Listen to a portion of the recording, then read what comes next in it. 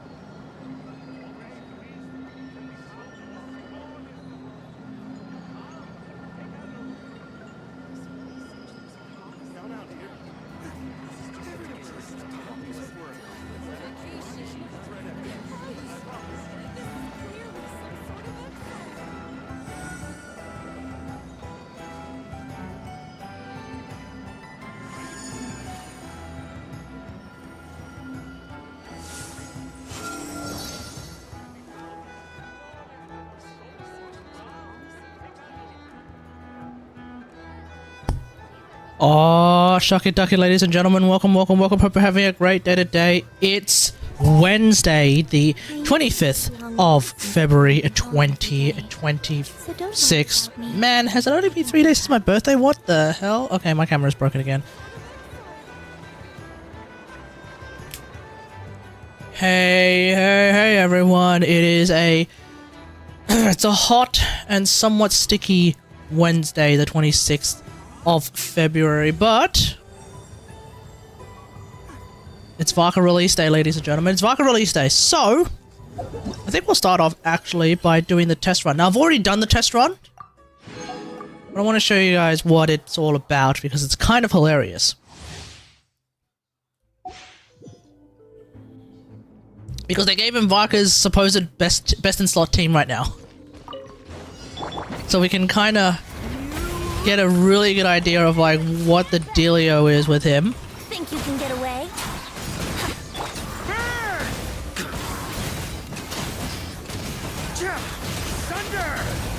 And I think the idea...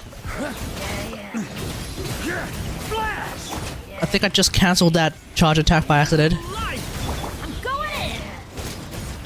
Here we go. I think the idea is that you can kind of do a full normal attack chain, almost a full normal attack chain, and then you can do your special skill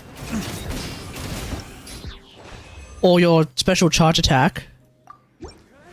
But the thing is like that it has its 2 charges. Well, like you can hold up to 2 charges. You can only use it up to twice anyway.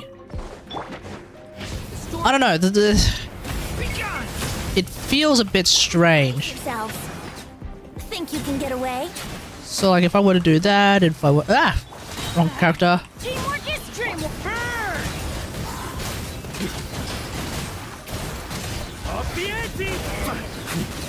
Like I'm not even caring about the damage that I'm doing. Like you could do that and then you just swap and you just start doing the rest of the rotation again, I guess. Time for takeoff. I'm going in. And so what I was thinking of is like, what if you actually like build up both your charges first? and then you do this, and then you do this again. Would that be interesting to play? Not entirely. I don't feel. Get away. I don't know. He just doesn't feel interesting to play to me.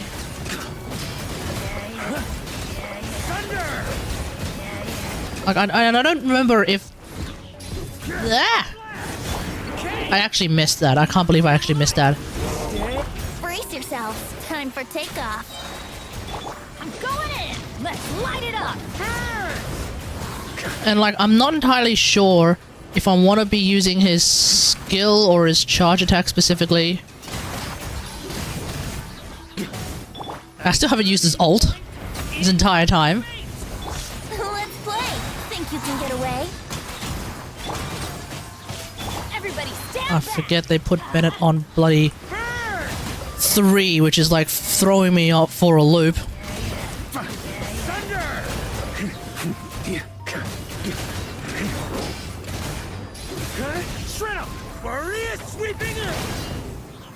Yeah.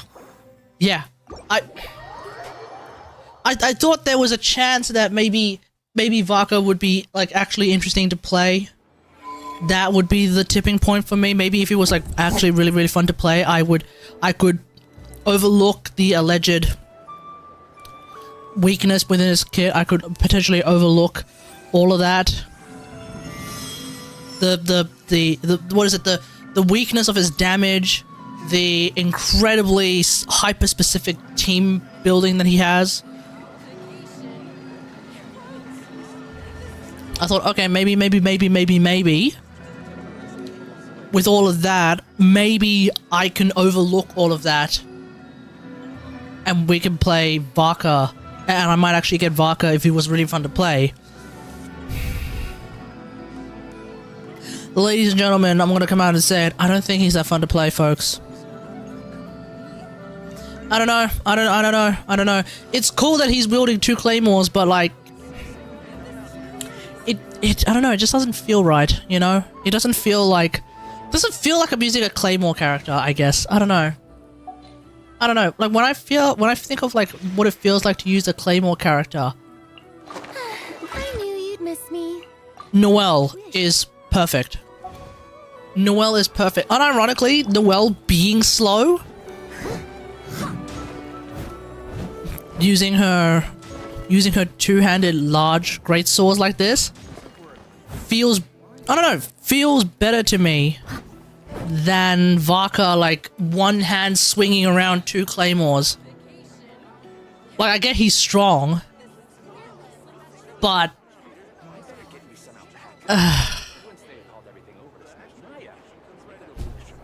I don't know, guys. It ain't feeling right to me. It just ain't feeling right to me. Now, all of this might change when, I don't know, maybe this is like a Skirk situation, but Skirk feels more fun to play. Maybe this is like a Skirk situation for me, where like,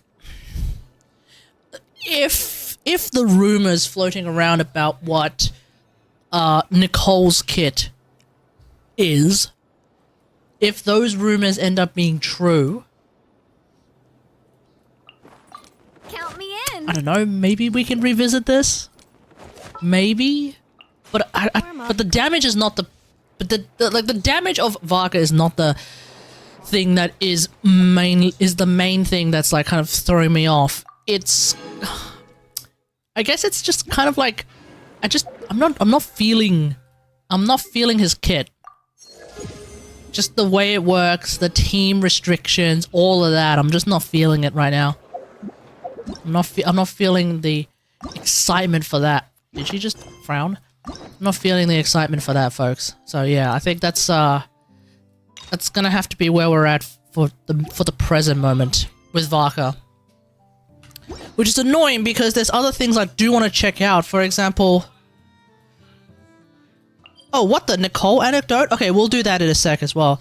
Because there's things I definitely want to check out. Because, for example, like over here,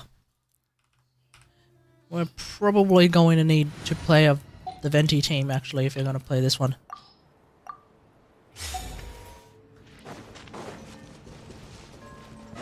Yeah, it's Jean. What of it? C6 Jean. I wanna practice playing with C6 Jean. So that's why she's here now.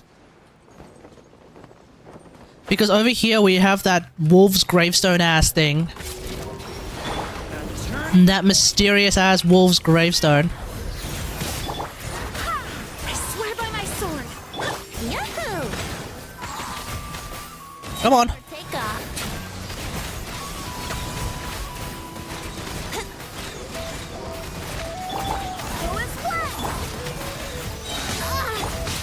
Oi. This'll brighten up the place. Barbados, guide us. Brace yourselves. Think you can get away? I should have. Yahoo! Yeah. Yeah. What if let's play. Okay, come on. Come on, Jean. Battery your Archon. Thank you. Stay back! Okay! Extract! Go and splat! I swear by my sword! Brace yourself. Time for takeoff. Yeah. Like, Yahoo! Leave it to me! I don't know. I don't know. Somehow I'm finding Venti more fun to play than Varka. Wind, hear me. Here we go. Think you can get away? Yeah. Yeah.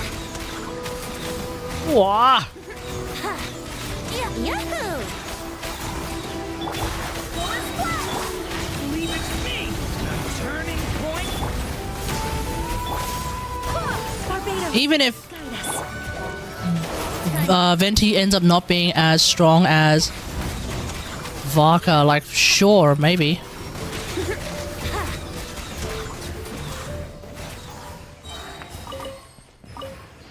But then we have this thing here that I can't interact with without Varka.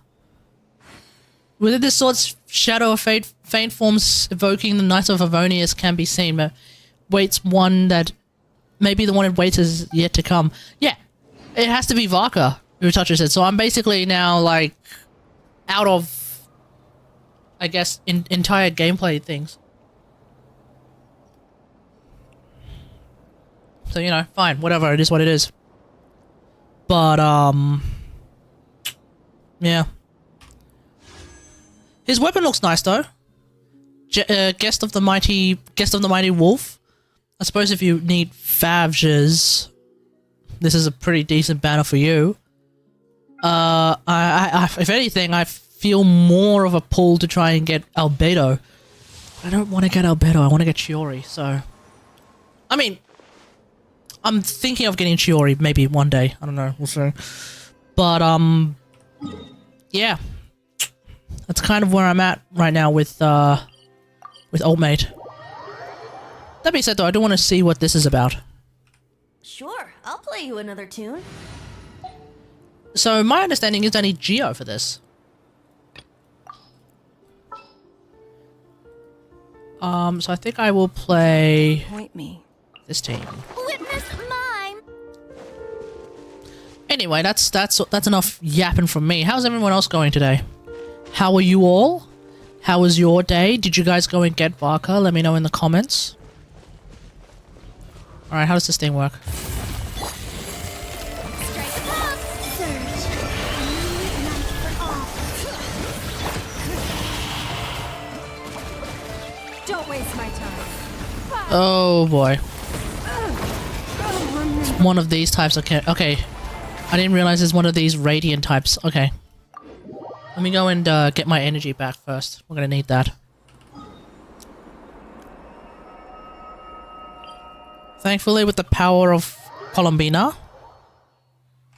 Oh, hang on. I realized I forgot to do something that's a little bit sussy-wussy. Let's do that, add that. Thank you. Alright. Yep.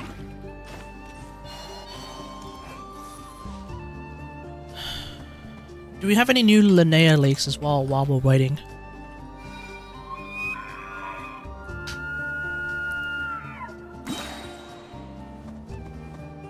Her backpack has a face. Okay. Oh, right. Linnea is a... Oh, right. Okay, so Linnea is an archer. I didn't even have a look at her bow properly. Let me have a look at that bow real quick. Where is it? Where is it? Where is it? Where is it? Where is it? Oh, jeez. Okay. So Project Amber no longer keeps the new stuff because I think it was,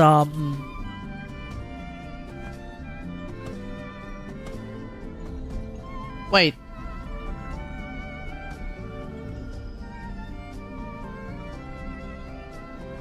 So new stuff is now available on Project Amber again? Okay, I guess it's back. Okay, well we don't have a suppository for all the new information yet. When the character's skill or lunar crystallize hits a target, they gain Frostbrite's reprisal. Increased geo damage and lunar crystallized damage for 40% by 40%. Okay, it's definitely not a bow that can be used on Aloy. That's lame. What's happening? What's happening, KST? How? I'm not Rancid. Who the hell is Rancid? I can't believe that was a name that actually popped up in that damn AI ass like thing. Who the hell is Rancid? Seriously.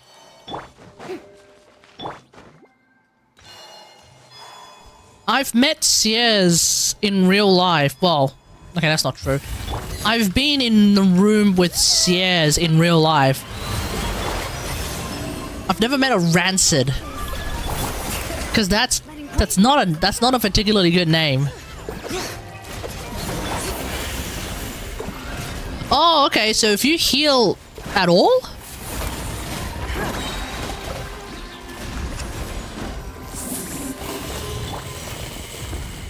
So I get hang on. So I guess the radiant thing, if you heal up one person, you heal up most of them.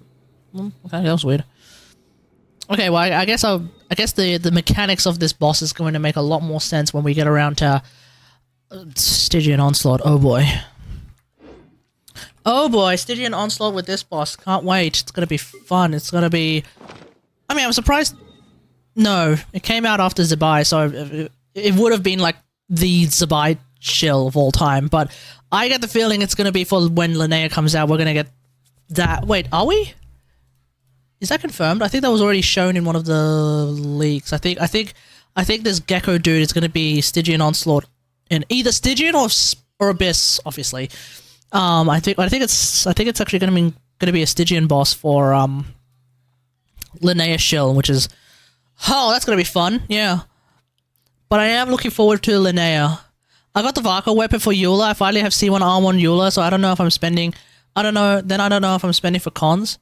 What's your wisdom on this? What's my wisdom on this? Okay, let me have a look. Let me have a look at what the dealio is with First off, let's reprise ourselves of the information we need. So we have Varka's big ass blade. Okay, so okay, hang on. Let me bring this up real quick. I like how it shows the level. I like how it shows the level 1 stats. Like anyone, like that is at all useful, Hoyo. That's not useful information at all. Okay. Okay, so it's mid base attack, mid crit rate. Okay, so 608 base attack, 33% crit rate, increases attack speed by 10%. Every time your character's normal attacks hit opponents when they cast their skill or when they when they start using their charge attack, let alone hit, they get 1, 2, 2 stacks of the wisdom thing. Damage dealt is increased by 7.5% for 4 seconds. That comes out to 30% total. Max 4 stacks. When the party has the Hexerai. Oh! Wait! Huh? Additionally, when the party has the Hexerai effect, you also get 30% crit damage. Wait, that's actually... Hang on. Am I tripping, or is that actually really good? Wait, that's actually really, really good. So you're telling me that if you're in a team that is Hexerai, if... Hang on, is there even a... There is no Eula team that's Hexerai, is there? Okay, I guess technically... Okay, hold on. I guess technically you could potentially get away with something potentially psychotic. So where's Eula? Start off. So first off, we need Eula. Yeah, it would be Fish or Mona, huh? So assuming your name is Katagari, we have Medic Mona. How it must be. We have Medic Mona, we have Fischl. So that's Hexarray sorted out. Okay, so we have Hexarray now. So in this case, your Eula is also getting the 30% crit damage. The last slot could be Farina. Could be Rosaria. Oh yeah, no, yeah, it could be Rosaria, maybe. Depending on how much crit rate you need. Could be Rosaria. Where's Rosaria? If you have C6 Rosaria in particular. Oh my god, I can't find characters, man. Okay, yeah, could be Rosaria. Who else? Could be Zhongli. You get some red shred at that point. Yeah, Zhongli for red shred. Oh hell, you've got Fischl, so if you go full ER support Lisa... Where's my beloved? You could go full ER support Lisa at this point. You might be able to get her energy. You might be able to get her ult back in time. And then you have Death Shred. If you have C2 Nahida, then you also have Death Shred by that, which is a bit of a strange way of doing this, but okay, sure. I think you can actually get Super Conduct by reacting yeah, you can get Super Conduct by reacting Cryo with Quicken, so that's a thing. Not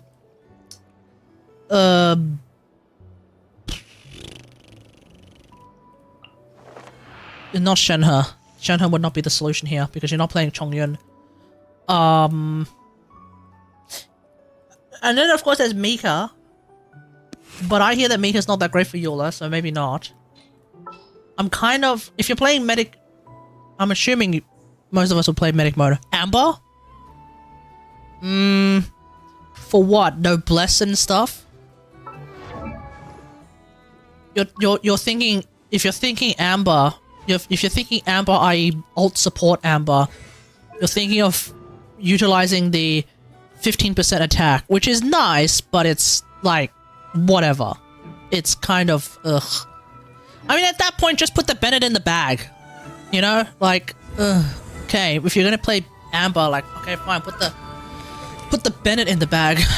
Hell, you might even be able to do some overvapes while you're trying to charge up her sword. So that's a thing, I guess, if you have C6 Bennett anyway. I mean, barring over vapes, you have over loads, at least, so there's that. Oh, and if you get overload, then Fischl actually gives Eula an additional what is it, 30% attack or something stupid?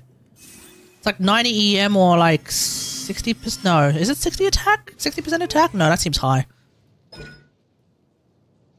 22.5% attack. Sorry, my bad. So you have that option too. Well, I hate to say it, but I guess you're gonna put the Bennett in the bag. It is what it is. We're not exactly flush with options here, folks. So, I mean, at that point, you might as well play, like... I don't even know. DPS Mona? Like, what the hell do you do then? EOSF Mona? Is that what we play? Just let the bubble, like, do as much damage as possible while also providing... I won't hold you back. While also providing Eula with the buff? I guess. Like, that might be it. But then you just run into ER issues. Like, I look at this and I'm immediately thinking we're gonna have energy problems with Eula. Surely we run into energy problems. That's kind of why I like the idea of running Rosaria. I hear you've got a job for me. Because Fav's Rosaria is pretty good at battering Eula, at least in my experience. I don't know. What do you reckon, Gastiao? Anyway, so provided you are actually playing a team with Hexarray, which you probably are, you can actually play full Mondstadt team. At that point, you actually have the Mondstadt Inquisition. You actually have the... Oh crap! You actually have the German Inquisition. Uh-oh. Uh-oh, World War II flashbacks. Here we go. Okay, so now you've managed to get C1. Every time Ice Tide Vortex's Grim Hearth stacks are consumed, that's her skill, yes? Eula's physical damage is increased by 30% for 6 seconds. Each stack consumed will increase the duration of this effect by 6 seconds, maximum 18. So, if memory serves, you can hold up to 2. So, normally, if memory serves, you do her normal attack dance. No, you do her tap skill like twice usually. Then you use her hold skill. You get a big hit of damage.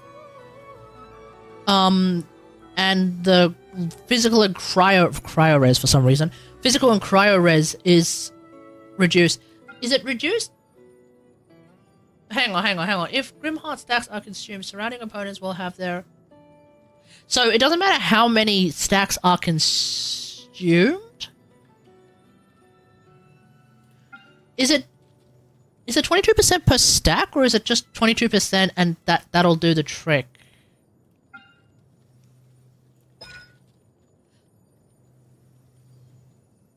Because consuming 2 Grimheart stacks is how you do a fairly big hit of damage. When Thinger and Eula will gain 1 heart. Wait, huh? Wait, Eula gets 1 stack of Grimheart when you use her burst? Have I been playing her wrong this entire time?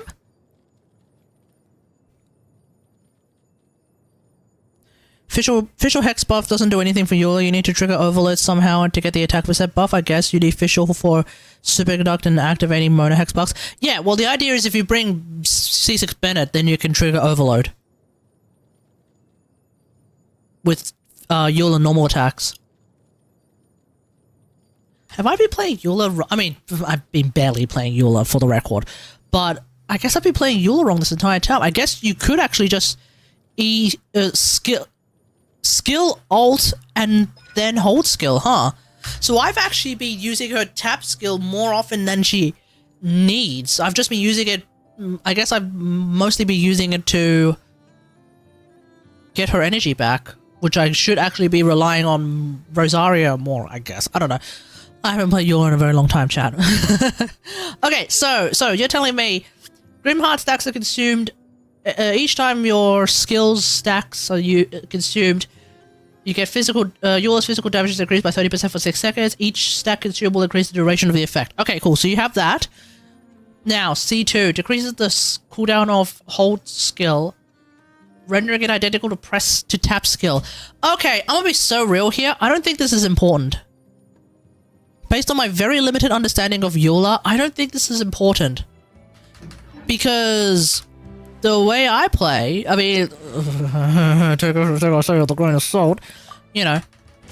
But like, is my Eula built? Serpent Spine, 59. That's actually surprisingly good.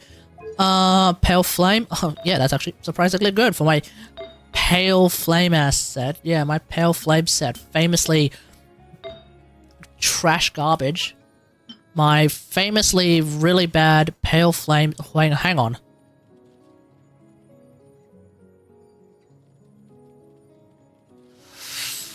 Oh, do I take an energy hit? And I guess. I mean, I don't. When I only have like 100, what do I have? 130 energy?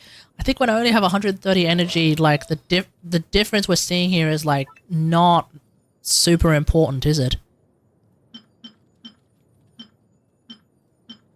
Yeah, okay, cool, fine, we'll hold on to that. And then I have the... Wait, didn't I have one that... Yeah, I have this as well. Okay, fine, whatever. Okay, so... Let's go Knuckle Duckle. Knuckle Duckle!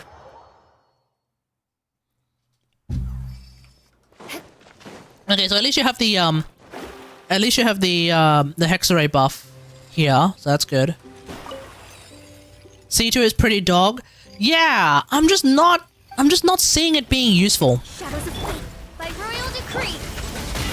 Like, I don't mind if, like, the calculated DPS increase of a Constellation or, like, something quote unquote is really bad. Because like you know, you had the suggestions of the world saying like, oh yeah, don't bother getting C1 llama because it's not a particularly significant DPS increase. It probably isn't in the grand scheme of things. I'll just say this right now because Baiju is actually surprisingly really good in a variety of teams with llama. But the fact that like it suddenly makes llama able to heal you, I think that's really, really good. I think that's really good. Alright, let's do this. Because the way I've been playing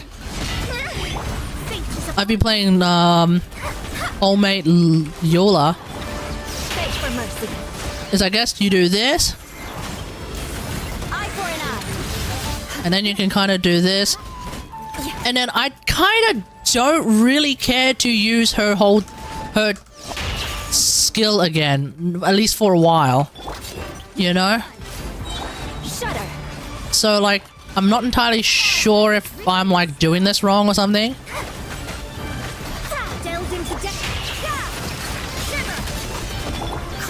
Oh well, I'm definitely cooked here. But like, at the same time, the Grimheart thing... Ah!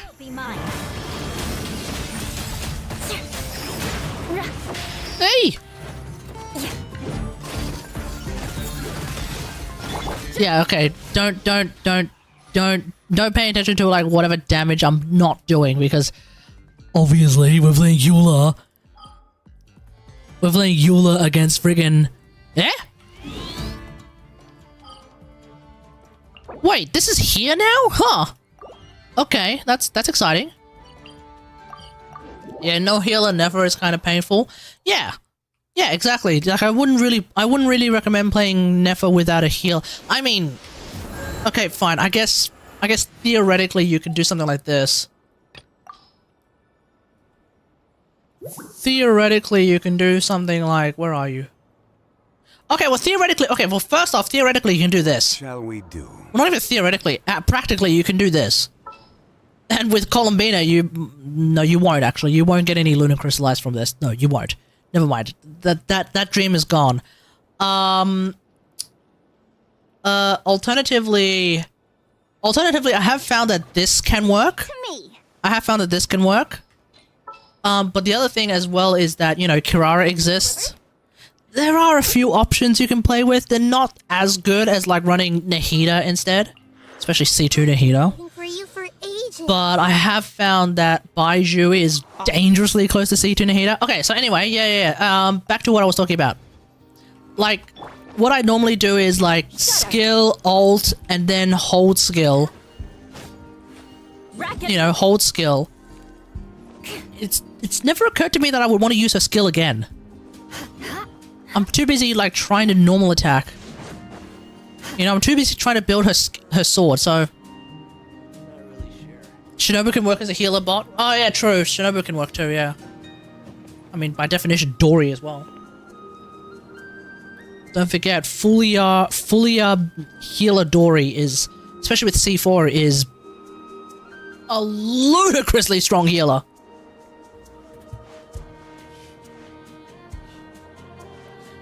So yeah, like, I think we're gonna have to really bank on the premise, the hope, the copium, the hopium, whatever you will, that we're going to get more Hexarray buffs. Oh, come on! Come on! Meanwhile, like, if you look at the Linnea buffs, right? You look at the Linnea buffs. Linnea summons a thing called Lumi. And when you, like, look at the way that those names are spelled and the way that they can be written, the whole time I'm thinking, surely she's Japanese. Linnea, そして Lumi. あなたたちは日本人ですか? Like, come on, surely she's Japanese, and if she's Japanese, surely we're gonna get Inazuman buffs, but we're not, because so far I don't think we've seen any leaks of Inazuman buffs. Hell, we haven't even seen any leaks of, like, new Hexarray buffs. What the hell is this?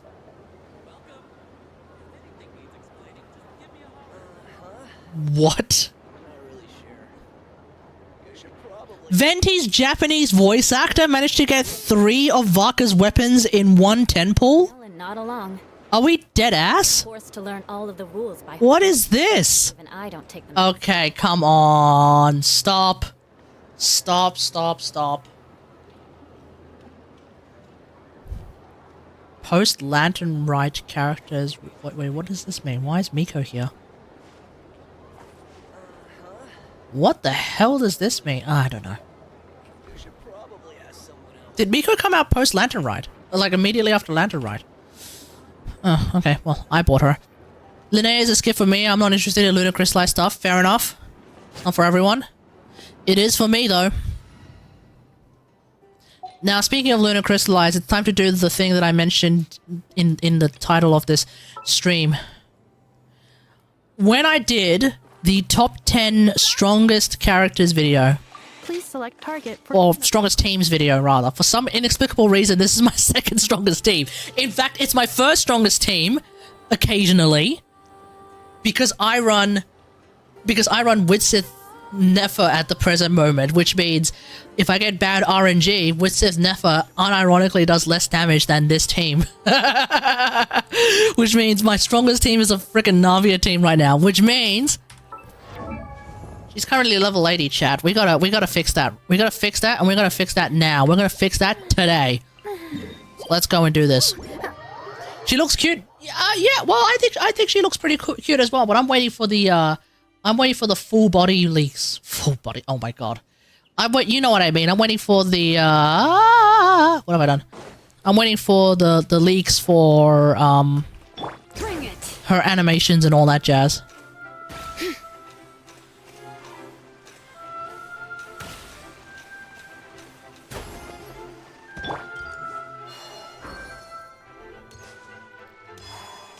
After Shenhe?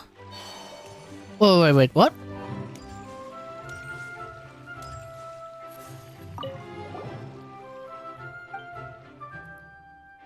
Oh hell, do I need Copelia or Copelius?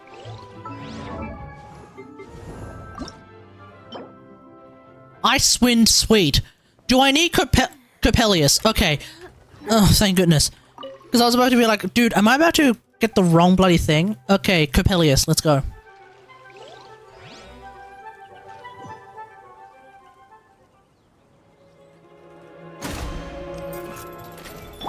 Coming at ya! A proper send-up! ultimatum protocol.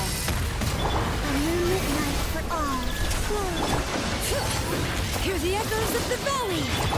Bang! Bang!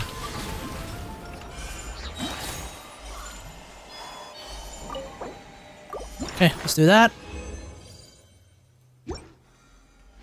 Oh, I realized I didn't actually pre-farm boss materials for Navia, which is hilarious because Navia has existed for years. If anything, I should have pre-farmed earlier. It's fine. It's fine. We're going... Stream content. It's okay. No! Wrong one! Okay, let's just beat her up. Hey there! Fire! Preparing for dust up. A new moon rises. Surge.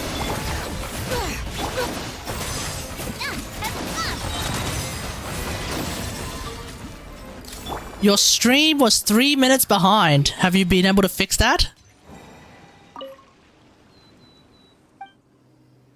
Oh, you're kidding. Okay, that was a mistake. Oh, damn it. Okay, hold on. Let me do this. Oh, that was annoying.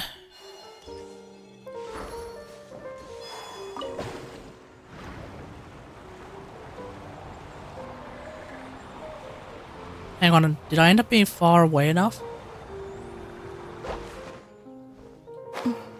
Yep, far away enough. Okay, excellent.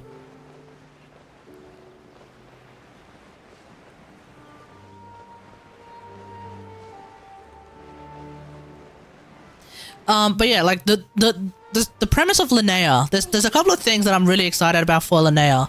First off, I don't necessarily need to use my Columbina in order to make Lunar Crystallize happen. We do like that. You know, we do like that, which means I can actually play like well, I'd probably run Ino instead. If I need Ascendant Gleam. Converge. Or in this case, I could run, you know, Inefa. Hey there! Don't you know that the boss respawns even if you don't leave? No, but I killed it. That's the problem.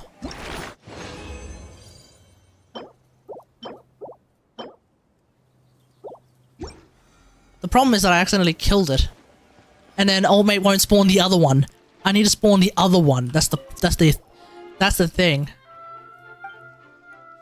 Because this is Icewind Suite. It's 2 in 1. If you spawn one, you need to get old mate to spawn the other one. Cleanup sequence initiated. A new moon rises. Cha!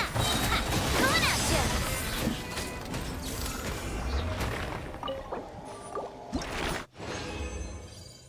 So yeah, like so she obviously she's a 5-star, so she'll give you access to Lunar Crystallize. And then the second thing is I think she has off-field she has off-field geo damage, so it's going to be interesting to see like The more data samples, the better.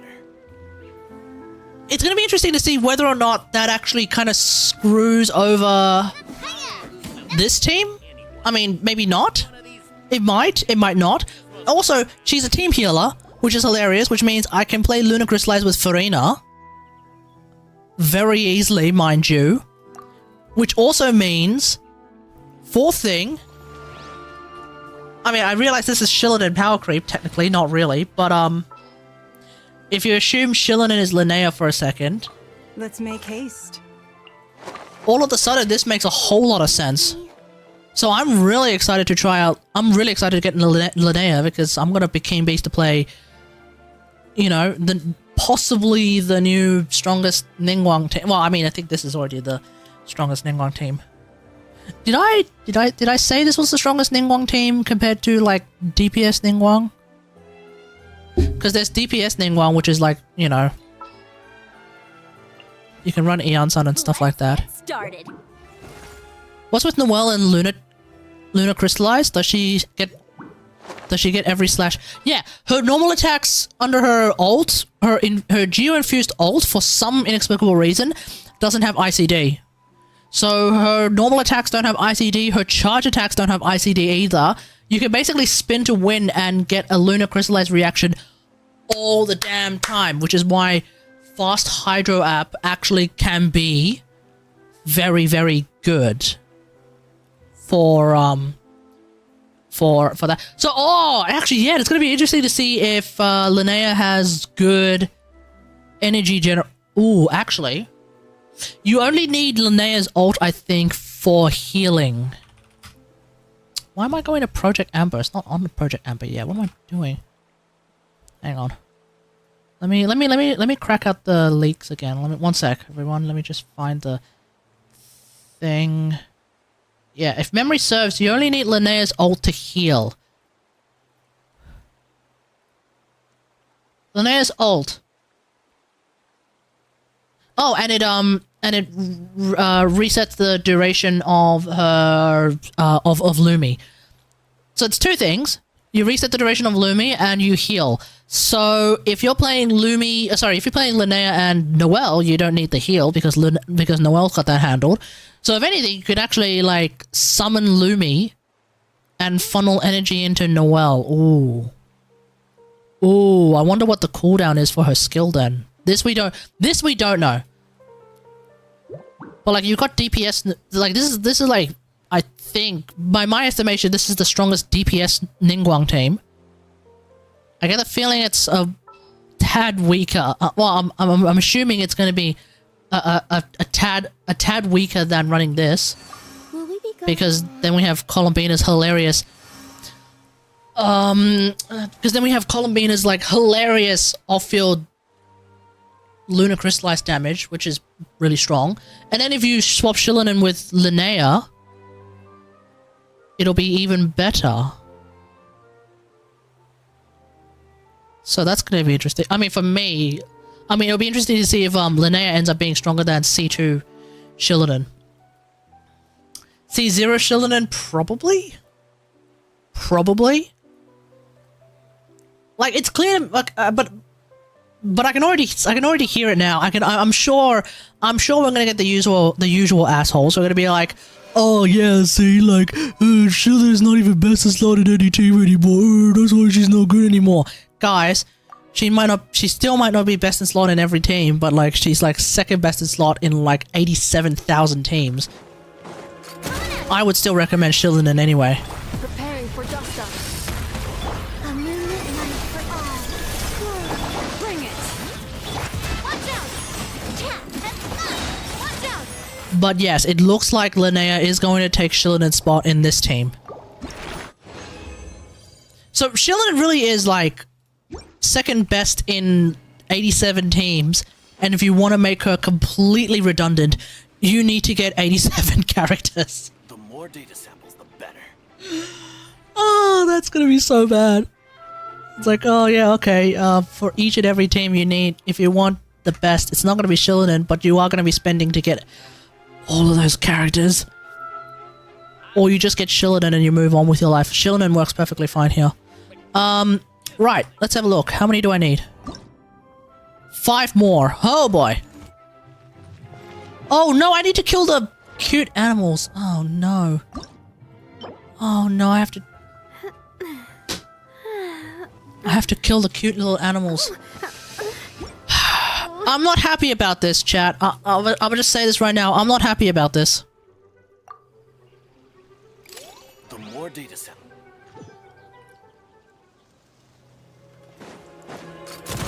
Rubber send-up! Ultimatum protocol. A new moon rises. Wait. Coming at ya! Hey there!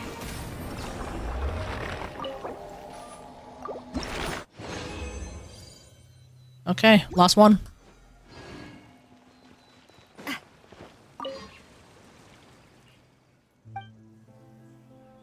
Yeah? Oh, it was too fast. Okay.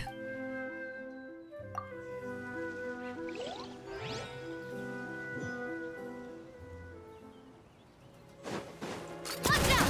Fire! Defensive mode engaged. Preparing for dust up. Alright. Bring it. Hey there! Bang! Okay. Sure, let's get that. Speaking of transient residents, or transient resin, that's what it's called. I have another one.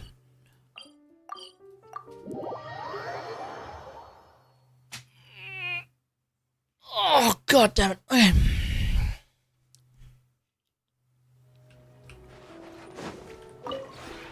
This realm.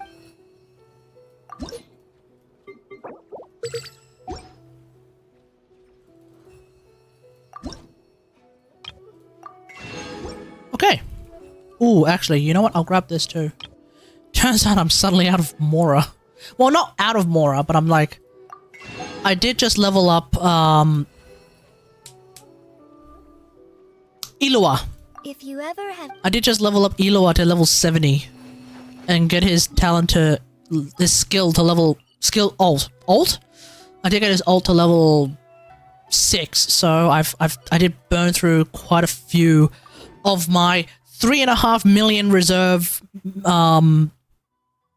I was about to say minerals. StarCraft brained out the ass. 3.5 million Mora that I'm saving for Escoffier. Okay, let's see. Not you, not you. Navia, you. Okay. First off, character ascension. Let's get that sorted out. Okay, we can craft a few more of those. We can certainly craft a few more of these. Now. Okay, yeah, we can do that. I don't have to kill any of the cute animals. Yes! Okay. Animal... What the? Ladies and gentlemen. Animal genocide. Avoided. I'm not going to get cancelled by PETA today. What in the Duran albedo? And that's the alchemical transmutation process. What do you think? Would you like to try it yourself? I still can't remember the formula from just now. If I damage the crafting bench... Can you damage a crafting bench? Failure will only result in the loss of materials. Besides, losing materials is an unavoidable part of learning alchemy. Yeah, we're teaching him? What's going on? Yes. After all, alchemy counts as common sense in this world. Fair. Duran happens to be interested in this too. Although the environment here is somewhat rudimentary, it's good enough to teach some basic formulas. I wrote down all the formulas Albedo taught me. There are so many numbers and symbols, it feels like I'm trudging through mud. When it comes to learning, how fast you go isn't what matters. What matters most is laying a solid foundation every step of the way. I mean, unless you're in the... It looks like Unless you're in some nations' public education systems, in which case the speed you go is kind of important. Annoyingly important, but yes. Nice. That was wholesome.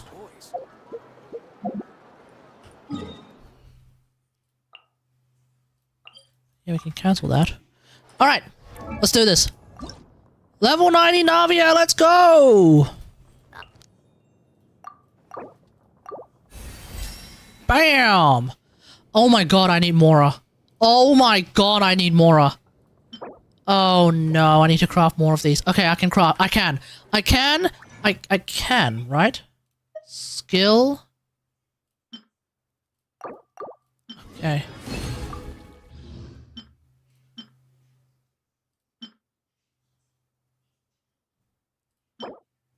Oh no.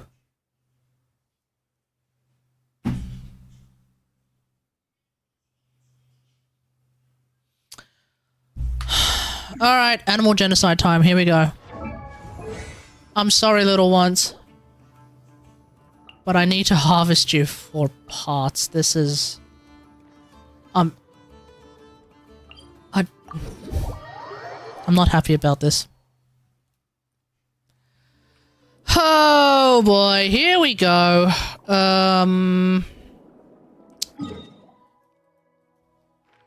Okay, first off, we're gonna go, I think, over here. No, not here. Here. I think we're gonna go over here because there's the... Yes, there's this guy. Alright, here we go. We're gonna use US military industrial complex tactics, okay, ladies and gentlemen?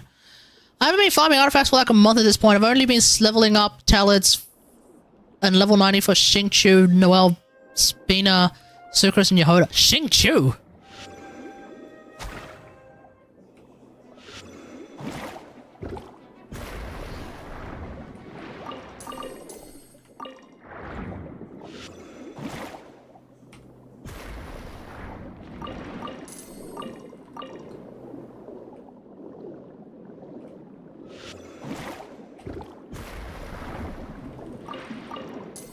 Yeah, we don't harvest them with like...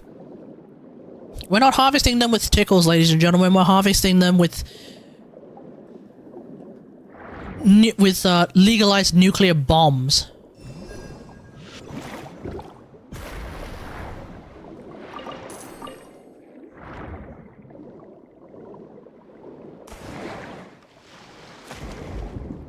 Okay, we'll grab that one later. Oh no, we're gonna wipe out an entire family. I'm not happy about this.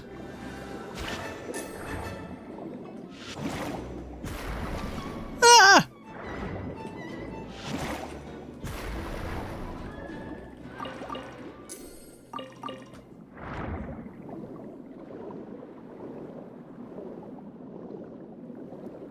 I like to level up level 90 and BTing up.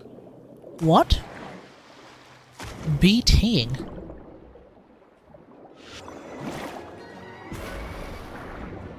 I'm so sorry, little ones.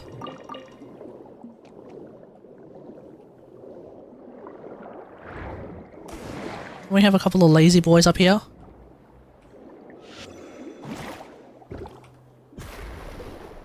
Can I get them somehow? No.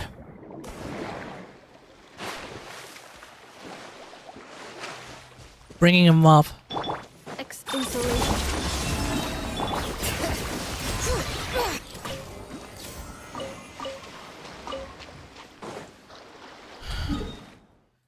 Alright, we're gonna go back here.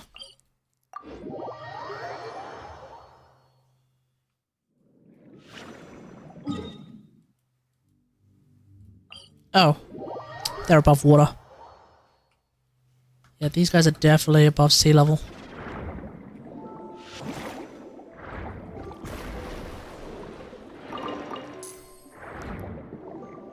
Yeah, I'm definitely getting cancelled by Peter in this stream.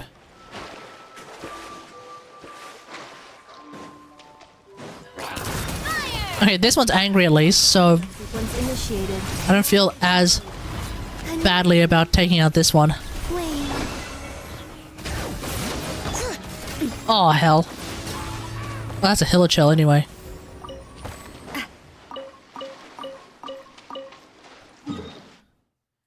Yeah, I don't feel strongly about killing... I don't feel any real strong emotions towards killing hilichurls, but knowing that they're all basically Khanrians who are cursed to an immortal life, that's fine. I'll kill hilichurls any day. But the cute crabs and whatnot? Nah. Nah. Which is why it was like triply messed up when they had us kill baby saurians in Spiral Abyss. That was wrong. I do want to applaud Hoyo for reading the incredible discomfort that everyone had in trying to clear floor 9 and 10 of Spiral Abyss when it was baby saurians. There were a handful of people who for some reason didn't feel any strong emotions against like wiping out entire swaths of baby saurians in the Spiral Abyss. Those people are freaks. We don't like them. Oh no! That's not what I wanted to do. Yeah, those people are freaky ass freaks. They're not like us.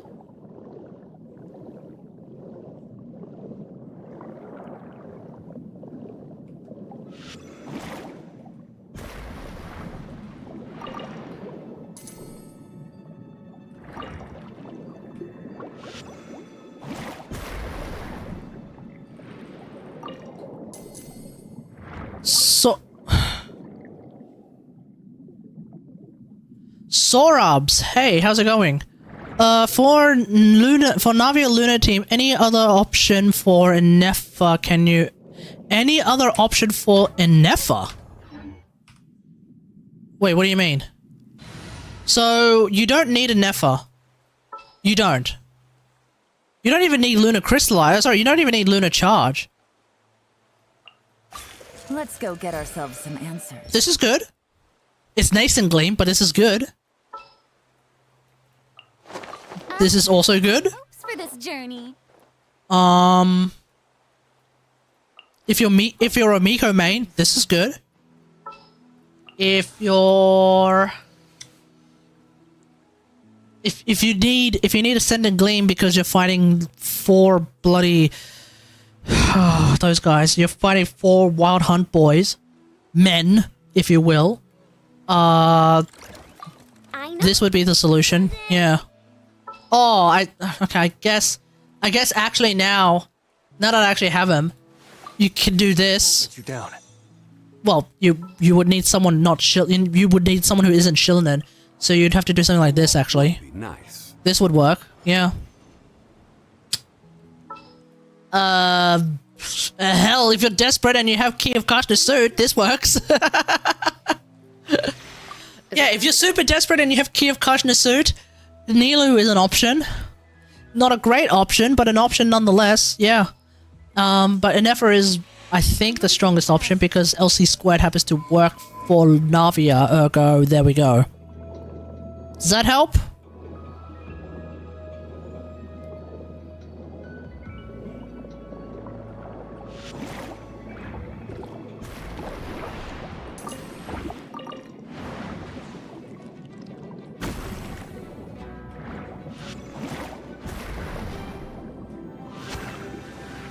Ah!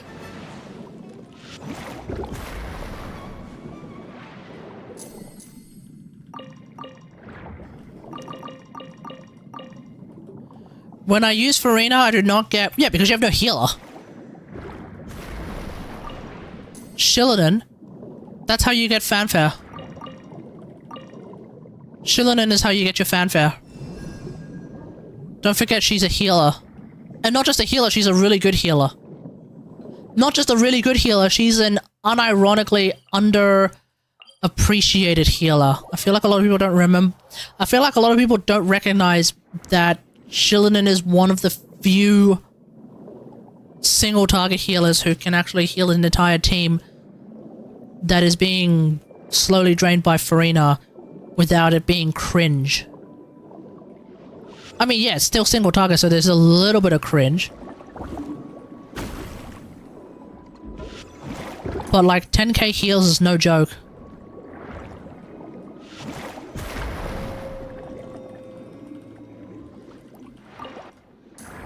And I feel like a lot of people forget that.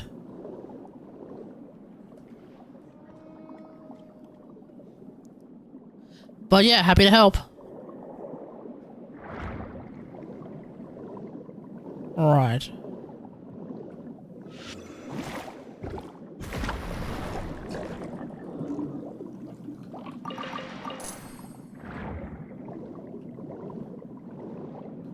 Yeah, I'm not going to take out that one by itself because it's annoying. He has a shield. Oh no, I'm about to take out an entire group of 4.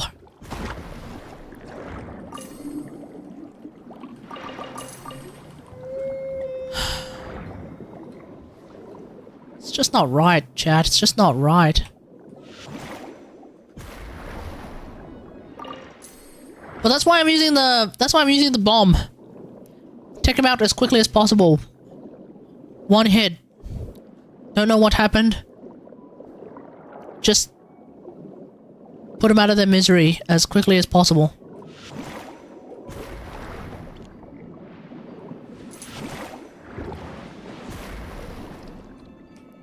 I mean, oddly enough, if anything, I should actually use... Is it Nuvalet or is it... No, Nuvalet swims faster. Nuvalet swims faster. Farina can use the things more often. Farina has like a cooldown reduction on the thing, right? Yeah, Farina has the unique cooldown reduction on the stuff. Okay. There we go.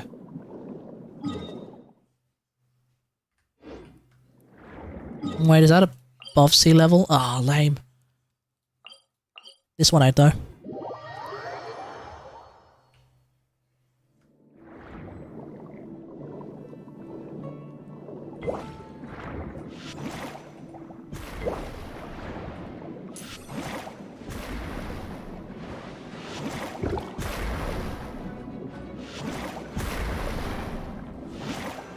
Jeez! I can, like, rapid fire this stuff, man. I gotta do this not more often, but I gotta remember to actually bring out the Nuvalet team.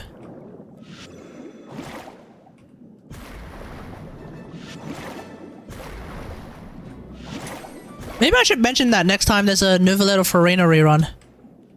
Actually. That if for whatever reason you need to farm for, like, Navia or whoever, the Nuvalet team is really good at handling all of that. Did that one even drop anything?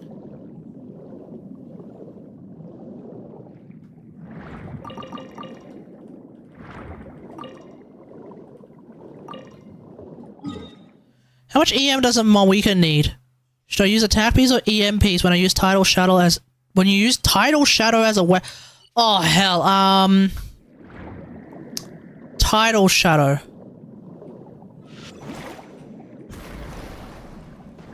Okay, remind me what Tidal Shadow is. Attack, mid attack percent? Is that right? It's a craftable, right? It's craftable, mid attack percent. You need to heal... No, if you ever get a heal... Is that the one where if you ever get a heal, you also get a whole bunch of damage percent, or is it attack?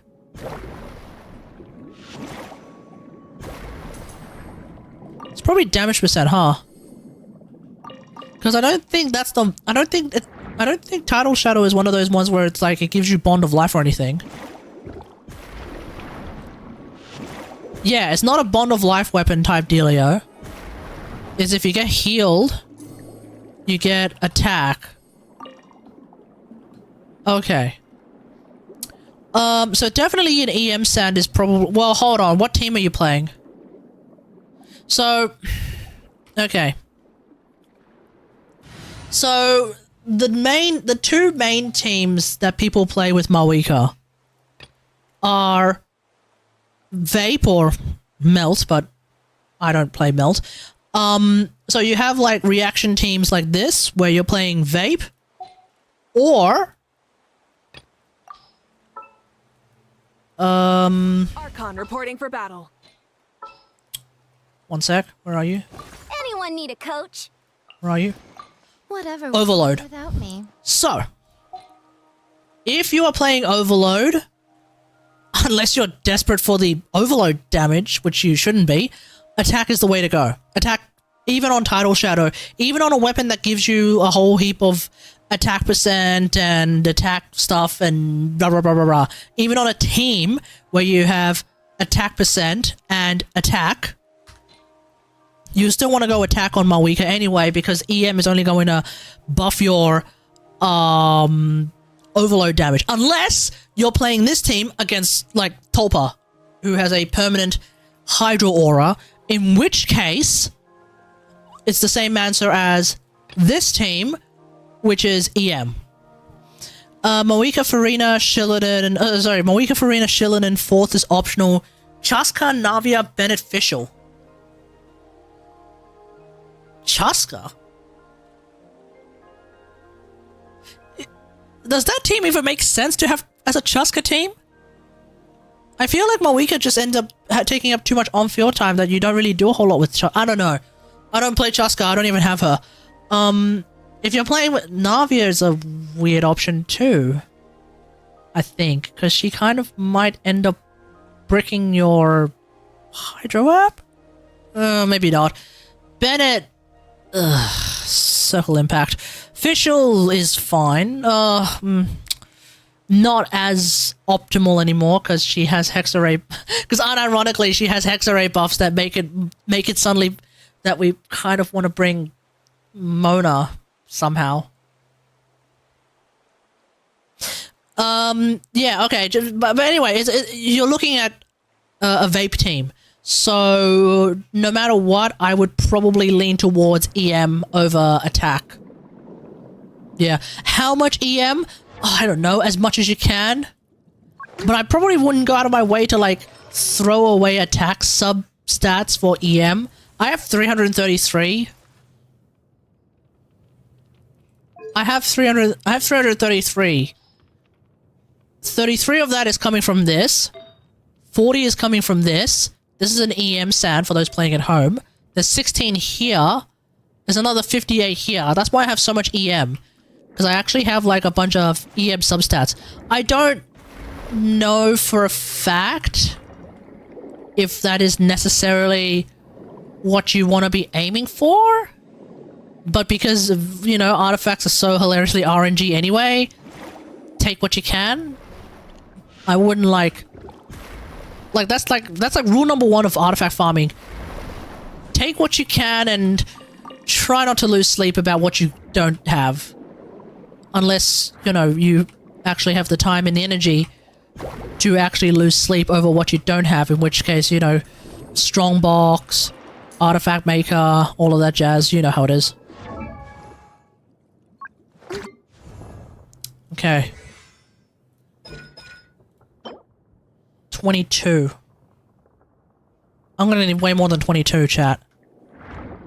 Alright, we keep farming these things. One sec, BRBs. I need some water before I continue doing this animal genocide underwater.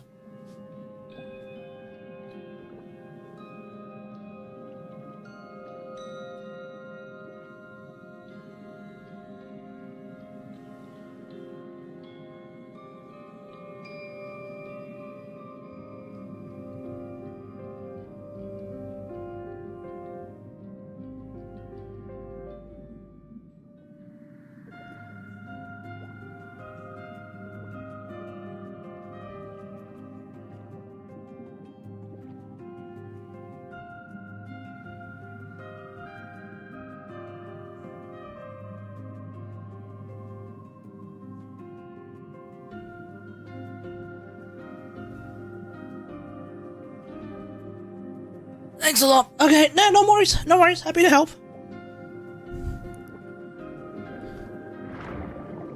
Bro dipped.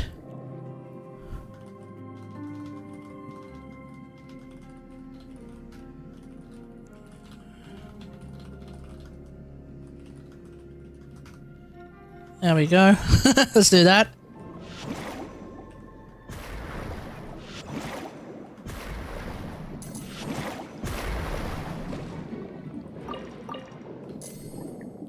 Don't forget to periodically check how delayed your stream might be by like fast forwarding. Because DVRing is a thing on YouTube, which means you can scroll back if you somehow missed something. But if you scroll back, you would be otherwise more or less like quote unquote permanently delayed, if you will. So periodically, and also sometimes like if your internet lags a little bit. Like if your internet lags a little bit, then your stream could be on like an almost permanent delay. And then you'll be like KST How talking about Shenhe, and everyone will be confused. Coming at ya. Surge. Insulation chamber. Bring it.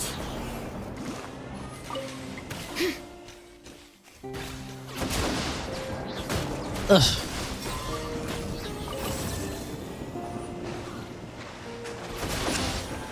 Oh, okay.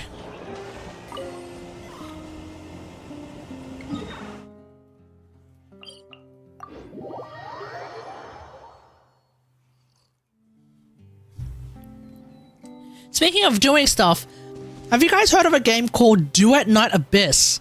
This stream is not sponsored by Duet Night Abyss, so I'm not going to do an ad read or anything like that. But the funny thing is that it turns out that one of the mission types called exploration, I was thinking like, does it actually have a Warframe equivalent? Not really. Doesn't really have a Warframe equivalent, I guess. But it's called exploration. The whole idea is that you just basically kill enemies, you get this thing called serum. I guess it's kind of like survival, but not really, because you don't even have to survive, quote unquote. You just kind of, as long as you're killing enemies, you get this thing called serum. There are things that drop occasionally because your little companion guy finds them, allegedly. Whatever the hell that means. So anyway, I seem to have now also developed the AFK method of basically farming this mission type, where you have one of your little like companion types. Like you basically have the carrier sentinel of the game. You have the carrier sentinel of the game that gives you a giant pickup range, because it turns out the serum is stuff you pick up. And then you find specific points on the map, and with some characters that have the ability to do like AoE damage beyond walls and all that jazz, you kind of just sit there and let the game play itself. The newer character is called Zilu. Ziliu. It's Chinese, I don't know. The new character is called Ziliu. I was able to get her second, what they call intron, but for want of a better word, constellation. So I basically have C2 Ziliu for free, by the way. And the way that one works is that basically you have the option of making her giant AoE thing. You could choose to either use the normal giant AoE thing that she has, or you have the option of using the other giant AoE thing that she can do that has no duration. Like, it has a permanent uptime until you use another ability or you shoot your weapon. So that's kind of the difference, I guess, is that you either use the version of your giant AoE field of damage type thing that you can use abilities and weapons in, or you use the one that you can't use abilities and weapons in. And it's hilarious because that one actually means that I can just outright AFK farm in the game for like secret letters, or what they call things that you can get constellations from, or things that you can get characters from, or things that you can get weapons from, or things that you can get specific artifacts from, for want of a better word, mods, if you will, things you can get specific mods from. And so I can do that while I'm working from home, because while I'm actually working, in the background, the game is playing itself, and I'm not entirely sure if that's such a good idea. I'm not entirely sure if that's such a good idea from a game design perspective. But it's a thing, so there we go. But yeah, I'm unironically kind of just letting the game farm the bloody thing itself. Add Astra. Hell, I've even like farmed... Oh, damn it! I've even gone ahead and like farmed high level things with Ziliu and then go and take a shower. Because when you have like, because there's a character called Fushu, also relatively new. Her entire shtick is that she can very easily, what's the word I'm looking for? Replenish everyone's energy. And so the thing about the second constellation of Jiliu is that while her infinite duration field is up, she is draining energy at a somewhat slow pace, actually. It's like 4 energy a second. She has, I think my Jiliu has somewhere around the 300 energy mark. I don't remember. So there's that. But Fushu can like very easily replenish everyone's energy very easily. So yeah, it ends up being like this kind of permanent AFK farming thing that just happens in the background. So that's kind of where we're at now with Duet Night Abyss. It's kind of not even really a game anymore. I don't even know. Like, I don't play it properly. I'm not entirely sure, like, what exactly I'm sticking around for either. Because I haven't really paid attention to the story. What is this? I haven't paid any attention to the story. Characters are kind of whatever. Sybil still isn't as strong, so I'm still waiting for her to get buffed. Jiliu is nice, though. She summons a dragon. That's how you get your big AoE stuff. I don't know who any of the upcoming characters are. I don't care. Like, I guess I'll find out if I care about them eventually, but like, I don't know. I think the people on the subreddit are saying like, oh yeah, version 1.3 is actually end of service. Could be. Could be. I don't know. I've heard the financial side of DNA is cooked. So, hell if I know. Anyway.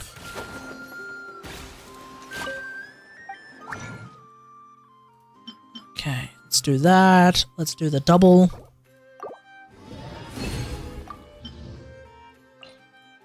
All the way, double. Okay. Am I good to go on... Surely I'm good to go on talent books. Yeah, I think I am. I'm not. Oh, there's no way. Oh, there's no way. Wait, no. Of course I'm good on talent books.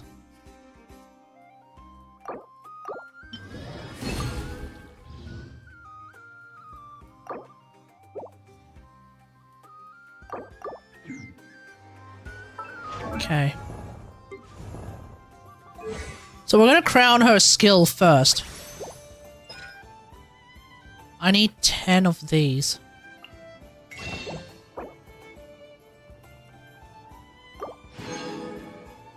Oh, yeah. Don't forget to get these, guys. If you can. Yeah? I'll grab that too.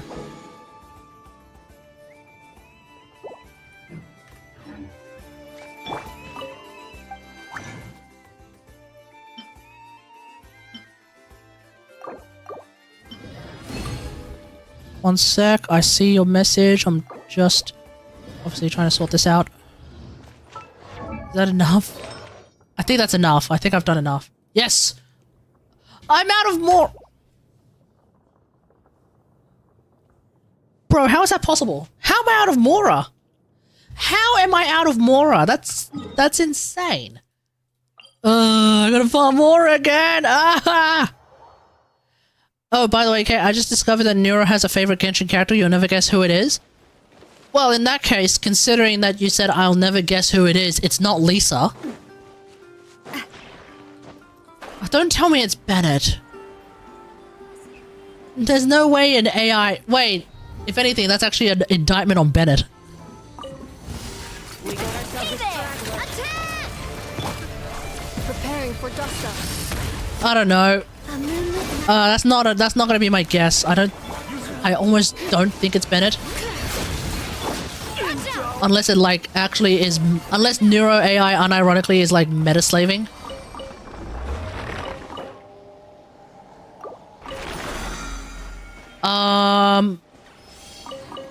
I mean, surely it's a Nefa. One robot to one sort of AI to another. Surely it's a Nefa. That's it. That's my guess. Final answer.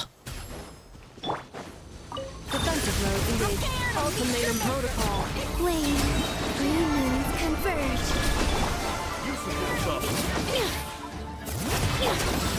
Hey there!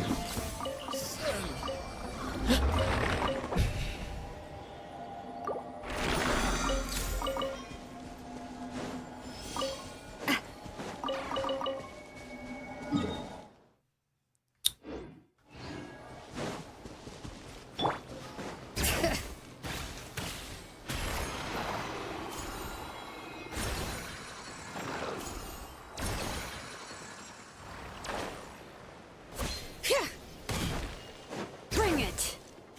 I am, of course, waiting for the answer.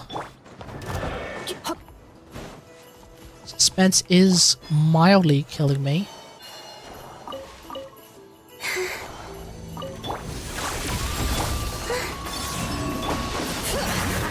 Let the mountain's veins boil! Fire! Well, with frost. Check this one's got your name on it! What the? Why is this thing immune to damage?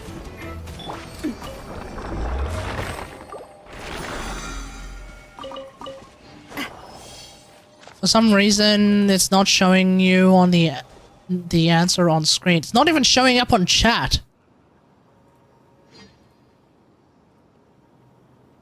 It's not showing up in chat either.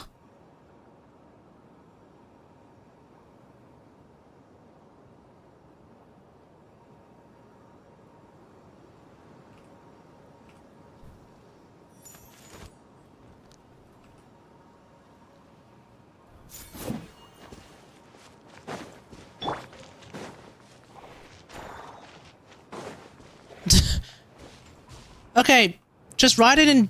Just write it in the Discord.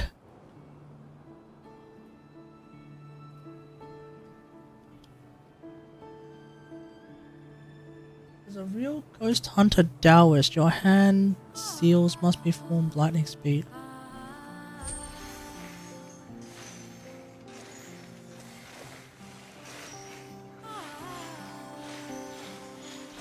Wait, she said her favorite character is just Genshin. That's not a character, that's the game. I mean, if you follow, was it Cat in the Blue Hat? If you follow one of Cat in the Blue Hat's like latest theories, the Genshin might actually be the Traveler. The impact that the Genshin is referring to, the impact from the Genshin itself might actually be the Traveler. And if that's the case, if her favorite character is Le Traveler, it probably means that her favorite character is in fact the Traveler. Which is a very vanilla take, honestly, but okay, sure, whatever. There are Traveler mains. And then there's psychotic Traveler mains. A moonlit night for all. Annihilation mode. Oh, come on. You did not just teleport and make me miss my damn shotgun.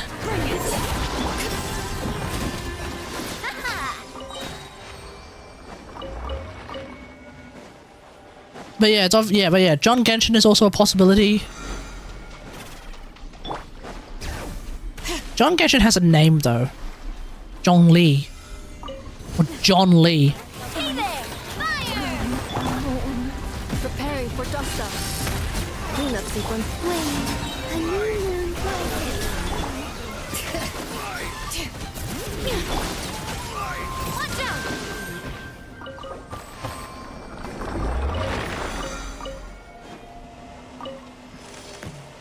What the hell did I get frozen? How the hell did I just get frozen?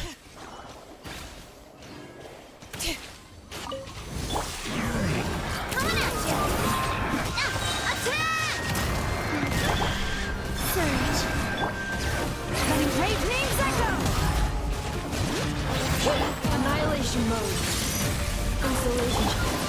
Three moons converge.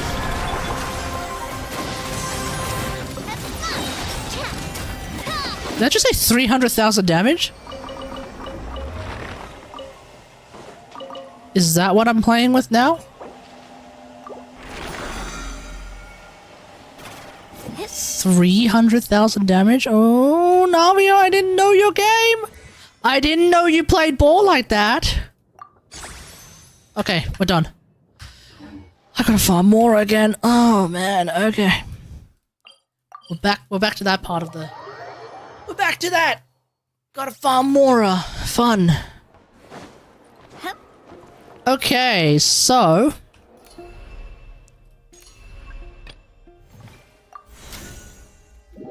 If you remember back to the video that I did, Strongest Teams, the Navia team was sitting at 150,000 damage.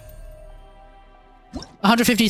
Sorry, not 150,000 damage, 150k DPS.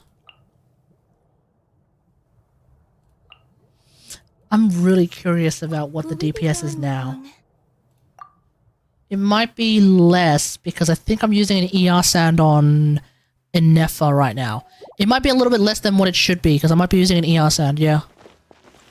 But let's find out. Here we go! Watch out! Proper send up! It appears that that evil was credited in the... Okay. I feel like I lack context for that. Fire! Well, Defensive mode engaged. Bring it. How about I do that? Annihilation mode. Do that.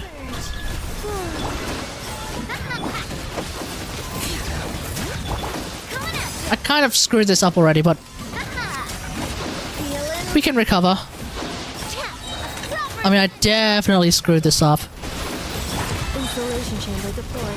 Preparing for dust up. 1 minute and a bit. We can maybe recover. Hey there! Hiya! A proper send-off! This one's got your name on it! I think I saw a Clean up sequence. 300,000 damage hit in there. A moonlit night for all. Okay, we're up to 150k DPS. 157k! Feeling lucky? Fire! Can we crack 160? Preparing for dust up. A new moon rises. Bring it. Coming at ya! Hiya! 161! Proper send-off! From the I Annihilation. think Navia is a bit strong, ladies and gentlemen. green moons converge. Coming at ya! This one's got your name on it! 165? Defensive mode engaged. I'm sorry, what?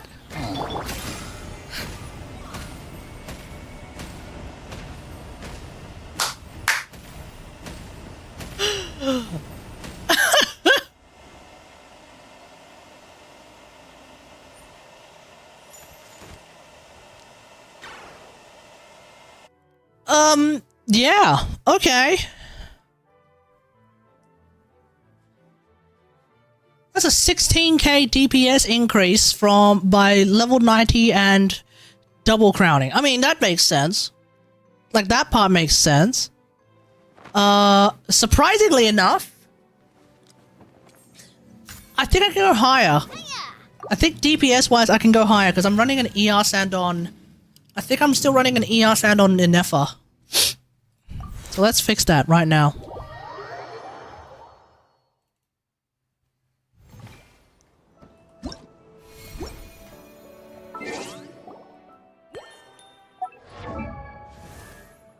Because I was trying to run an... Oh no, I was running an attack sand! My mistake. Why do I think I was running ER on Inefa? Oh, because I was swapping around some of these things, I think. Okay, never mind. Yeah, 166k DPS is my Navia team now, which means when the RNG on Witsith is bad, which it quite often is, my Nefa team actually does less damage than my Navia team. Yeah. Oh boy! And then we're gonna see what kind of shenanigans I can get up to with Linnea. Because if we pretend Ilua is Linnea, Linnea for a second, right? Theoretically, Well, since you asked so nicely. but the issue with I think actually Shilden might be able to one up Is it time to go? Linnea. I mean, we'll have to see what the numbers are. Do we have any new leaks? Let's have a look. Do love Spina di Rosula's logo? It's 9:40 p.m. Surely we have new leaks. Have you noticed how it's shaped like a heart? Okay, we have... Oh, we have kit multipliers. Okay, cool. Let's have a look. We actually have kit multipliers. Okay, so she ascends with crit rate. Yeah, no surprises there. Affiliation, constellation, all of that is... Okay, confusing. Okay, so her fully charged aim shot at level... What is that? Level 9. Is that high or is that low? Aloy, what are you? 223. 211. Okay, that's normal. Okay, cool. I mean, you're not going to use charge attack on Linnea anyway, but yeah. Really want to go Okay, so that's traveling? normal. I don't mind where we go, as long as I have... Okay, let's do this again. When Lumi is present... Okay, I'm reading her passives. When Lumi is present on the field, GRS of nearby opponents will decrease by 15%. Ascendant Gleam. Linnea's skill, countermeasure, and burst are enhanced. After summoning Lumi, GRS of nearby opponents... Okay, so the thing that... Okay, so the thing that Shillanen has over Linnea right now is that Shillanen can res shred Geo... Yeah, they do. Do they? Not all of them. I think Ganyu is a little bit different. I want to say Thingnani is a little bit different. No, Thingnani's not different, is he? Oh no, Thingnani is not different. Instead he has wreath arrows and stuff. Okay. Yeah, cool. Time with the spina. Okay, so Shillanen right now has actually something that's interesting. She's got Geo, Electro, and Hydro Res. Linnea only has Geo Res. So, in a team that is, well, in your Zabai team, yeah, Linnea is going to be stronger than Shillanen. But I don't know for a fact if we're going to have more DPS running Linnea over Shillanen in a team like LC Squared. I don't know for a fact. That's interesting. And if you were to swap, like, your Inefa for Farina, because for some inexplicable reason Linnea has team healing, if you swap Inefa for Farina, Farina's not gonna get Hydro Res Shred. So that's also going to be interesting. I don't know for a fact if Linnea is necessarily better than Shillanen then in not Zabai teams. Well, let's continue. Okay. The other passive, Linnea will increase the elemental mastery of certain characters. Yes. If your character is a Moonside character, they get the EM buff. If they're not a Moonside character, it's Linnea who gets the EM buff, which is hilarious. Okay. Sure. Fine. I guess that helps, though, for her own personal off-field direct lunar crystallized damage. Sure. Okay. When a party member triggers Hydro Crystallization, it will be converted to Lunar Crystallize with every 100 defense that Linnea has, increasing Lunar Crystallized base damage by 0.7% up to a maximum of 14. Cool. Okay, let's have a look at her. Let's have a look at everything else. Skill. Okay. Lumi strikes with a superpower form. Blah, blah, blah, blah. Okay, so Lumi pound pummeler damage. What the hell is that? Is that super form? Wait. Huh? If there are moon drifts nearby, which are the lunar crystallized turrets, Lumi will also deal AoE geo damage to nearby enemies. Also do AoE geo damage. So I think this Lumi pound pummeler thing, which has a multiplier at level 9 of 163.2 times 2 defense, so I think it's actually a double hit. I think that's the superpower form. I don't know if that's high or low. I don't know if that's really good or not. Chat. I'm not entirely sure if that's really good or not.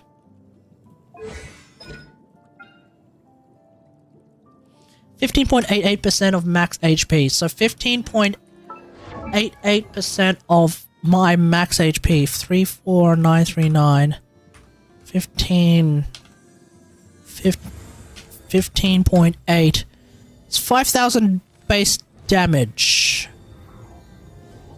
I'm not entirely sure. Okay, Lumi. Do I have any off-field? Okay, let's say for example your character is... Let's say for example that Lumi ends up being built like Noelle. Well, probably more crit rate. less crit damage, but let's ignore that for a second. Okay, so let's just say that Lumi's build like Noelle, I guess, has 2,000. That's KSD how Pizza-chan. I guess. Okay, if it's 2,000, if that's what we're looking at, I don't know if what I'm doing is correct, but let's just go with 1.632 times 2 times 2,000. Oh crap, I wrote the wrong number. 1.632 times 2 times 2024. That's 6,000 damage. Okay, so that's so hang on. So the AoE oh hang on, no, I got to do it separately. 1.632 times 2024. Okay, so the AoE geo damage is 3,000 base damage before we get into crits and everything. The lunar crystallized damage is also going to be that, I guess. So that's the lunar crystallized hit seems to be weaker than Colometer's. Okay, you know what? Do not take anything I'm saying as gospel. I'm just going to wait until, you know, Zajef crunches the numbers and then tells us if it's strong or not, because hell if I know, man. Hell if I know. Okay, continuous tapping. Time to show what we're really capable of. When tapping the skill repeatedly, you can feed Lumi sparkling gemstones. I want to see what that looks like, actually. Full-bellied Lumi, ladies and gentlemen. There's a sentence. A full-bellied Lumi will strike with her ultimate form, which I think is the million-ton crush damage, 680% defense. And that's considered lunar crystallized AoE damage. And then it swaps to standard power form, which I think is the heavy overdrive hammer, which is only 170% defense. Really want to go traveling? I think. Where we go? As long as I have my friends. 680% defense is huge. If my math is even remotely correct, that's 6.8 times the 2,000 defense that my Noelle has. Yeah, I saw that. I even commented on that. That's 13k, 13.5k, 13 and 3/4 thousand base damage, lunar charge, lunar thingo, and then it's not. Wait, what? Okay, now I'm just confused, and I don't even know who's who anymore. I'm pretty sure it is. Doesn't matter. Rosula's logo. It was designed by my mother. Have you noticed how it's shaped like a heart? Wait, my message didn't go through. Okay, what's going on? Why is YouTube chat censoring it? Why is YouTube chat getting censored? I'm not censoring YouTube chat, I swear. I'm even looking at it from live chat and where all messages are supposed to be visible. I don't know why some messages aren't going through. That's weird. That's very strange. Yeah, I don't know. I think the 680% defense multiplier is the ultimate power form nuke, which does seem really strong. What I don't know is how often the pound pummeler one. Yeah, I saw that too, Pizza, because you posted that on the Discord.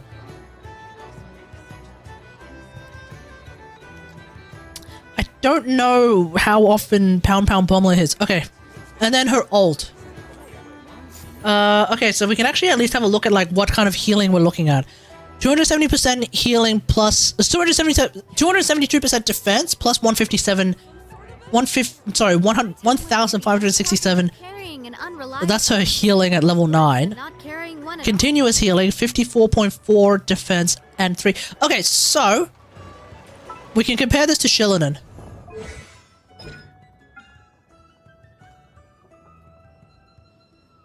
So Shillinen's healing, continuous healing, mind you, it's 187.2% defense and 1,102.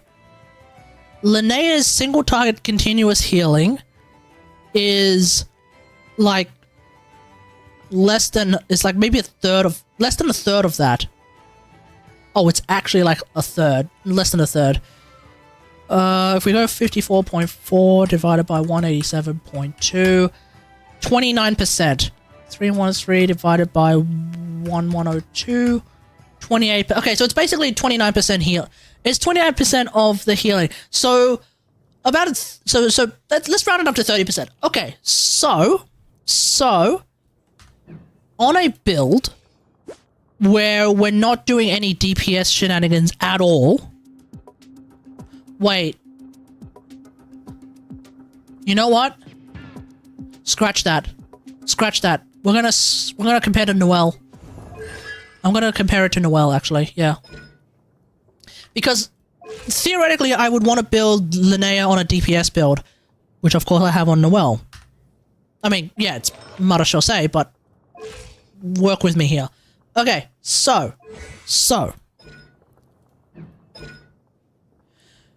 Linnea's team-wide big healing is, what is it? It's 272 and 157.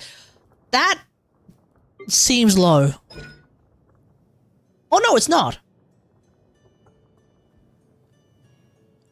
Okay, so that's like, it's more than Shillinen's single target healing. That's cool. It's obviously more than Noelle's team healing over time. So that's good. Oh wait, yeah, it is. So okay, let's find out. Okay, now I'm curious. I don't know the answer to this.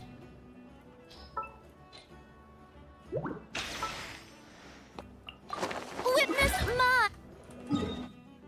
Okay, so on a DPS build with Linnea, how much healing can I do? That's Navia. Ladies and gentlemen, that's Navia. I will protect...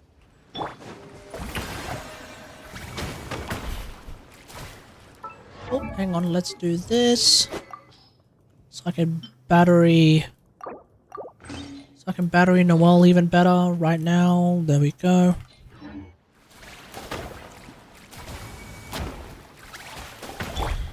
Oh hell, I'm gonna really need to battery Noelle. Oh man.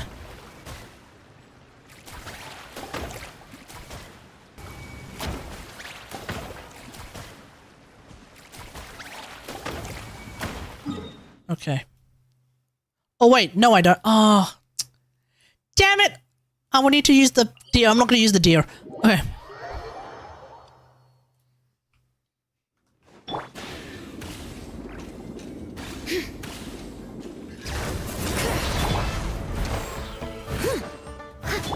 Shower me with praise! All right.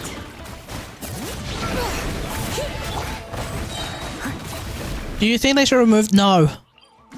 No. And I'm going to use the exact same reasoning that I would argue against removing the bug for Lisa C1. No. Just don't do it. These characters are not necessarily the absolute strongest already. Just let them be. If it's a cute, funny, hilarious thing. Same idea with the, same idea with spin to win into map into permanent spin to win until you run out of energy. Keep it. It's a funny, hilarious, it's a funny little quirk that the characters have. Just let them be. You know, sometimes there are some bugs that you can leave in and it's fine. And it makes the characters have their own sort of unique little flavor. This Noelle it's not even a C6 bug. This Noelle, oh no, it is a C6 bug. This like Noelle like duration increase by sort of having her shield explode off field type dealio. It's a cute little quirk that even I didn't know anything about, and you know, it's cool, whatever, let it be, it's fine, who cares? What if they compensated Noelle with a buff? I mean, will they? They will, hopefully, one day when we get Hexarray. I'm still calling them Knights of Favge buffs, but You whatever. seem tired. Would you like some tea? I'll brew you some. Do you take sugar? Okay, so let's. Okay, so 42.6% defense plus 263 versus Linnea's initial heal, which is 272 plus 272% defense plus 1567. So, first and foremost, I'm rather curious. 272 divided by 42 points. That's not right. 42.6. So that's 6.4 times more initial healing than one of Noelle's healing ticks, I think. 1567 divided by 263. Yeah, okay, let's go with 6.3. Let's go with 6.3 times the amount of healing that Noelle does over time is the initial healing for Linnea if you build her DPS, which I intend to, for the record. I intend to build her DPS. Okay. The healing over time, on the other hand, is going to be slower than Noelle. Oh, actually, no, it's faster. It's actually going to be faster than Noelle's. But it's single target. So it's 54.4, 42.6, 1.3 times. Let's go with 1.3 times. Okay, so 6.3 times initial healing, 1.3 times healing over time. Sound good? Let's find out what that actually means. Bring it. Time to clean up. I must leave no stone unturned. 1,144 healing over time, 1,195 healing over time. Let's go with 1,144 healing over time because then we won't get confused by fanfare. Okay, so it was 1,140 healing over time before fanfare started kicking in and we got healing bonus, which is not going to be something that I would bank on with Linnea unless we're playing with Farina. Okay, so the initial healing had a multiplier of is like 6.3 times Noelle's healing over time. We're looking at an initial heal of 7,000. Ladies and gentlemen, we are looking at an initial heal of 7,000. The healing over time had a multiplier of about 1.3, let's say. So 1140 times 1.3. We're looking at 1,400 HP, 1,400 healing over time, single target.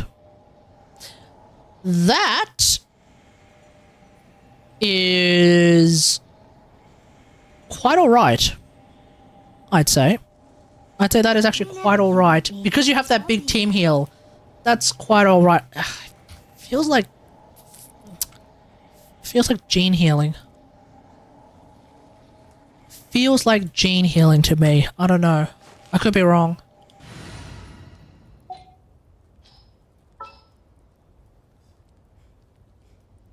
No, Jane's healing is like even more ridiculous.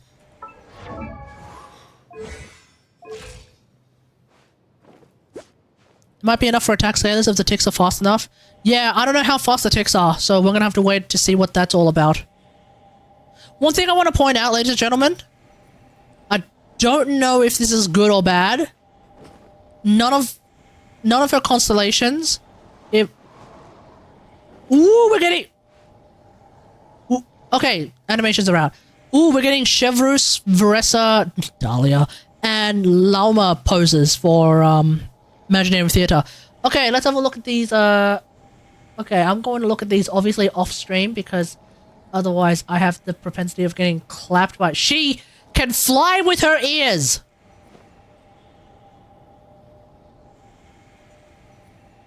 Okay, that's a curious one. Okay, here we go. Skill time.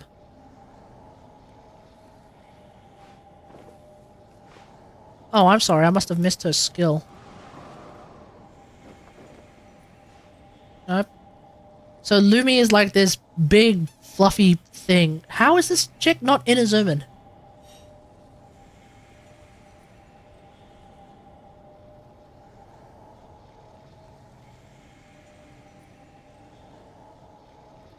Okay, so tapping skill to feed Lumi is really fast. I mean, you'd have to tap fast, but it's actually pretty fast. It's not a slow thing at all. You can get it done in about half a minute. Oh, sorry, half a minute. You can get it done in about half a second. Shouldn't stay here. Wait, Lumi's melee! Just straight up, like, pounces on enemies. Bam!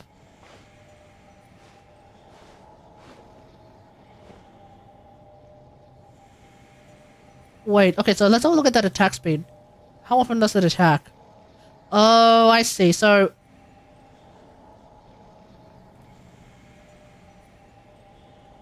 Onwards. So it has 2 bongos. And I guess when you have lunar crystallized turrets around, it'll do this. But then in the form where after the nuke... Oh no, it still does that. Huh? Okay, now I'm really confused. Oh wait, here we go. Okay, so this is the one with... Okay, never mind. Sorry, my bad. So when it just does that, it's just normal mode. So now we're going to see what happens when you have lunar crystallized turrets. Oh! Eh? Oh, every so often it does like a crazy attack. Okay. Okay, I see. Okay, I think I get the idea now. When it does the crazy attack, it does 2 hits of damage, and Working hard. both of them are lunar crystallized? I don't know. Okay, I'm not entirely sure about that one.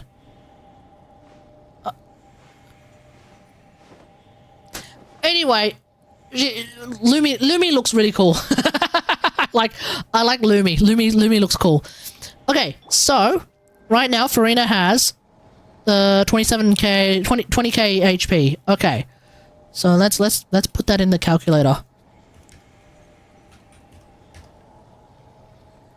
So if I were to pop Jean's ult, I swear by my sword. oh, I'm sorry, that's way less than Jean's. Okay, that's way less than Jean's healing, but also this is a Jean that's not built for DPS. This is a Jean that is built exclusively for healing. Hell, I even have a healing hat. That's a healing hat for those playing at home.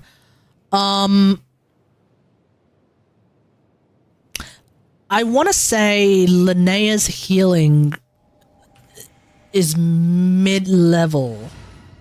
Not like the most amazing, but it'll probably be fine. It sounds to me, a DPS Linnea build anyway, should be perfectly fine for Farina teams. Which means to me, if we pretend Illua is Linnea for a second, I'll light the path ahead. I think that... Where the hell are you? Ningguang! I think this team's gonna be pretty good. Okay, ladies and gentlemen, it's gonna be Ascendant Gleam, which means Columbina can do more damage, which means Linnea can do more damage. The only thing that's problematic about this team is that because it's Ascendant Gleam, as soon as you use Ningguang's skill or ult, suddenly your Ascendant Gleam bonus is not gonna be that strong. Which is like the kind of annoying thing about Ascendant Gleam, is that like, for 20 seconds after a non-Moonside character casts a skill or burst, they will increase lunar reaction damage by all party members. But this effect cannot stack. So it's like, what if... I'm pretty sure the way it works is that it's the last character to use your lunar... The last character to use their skill or burst, yeah?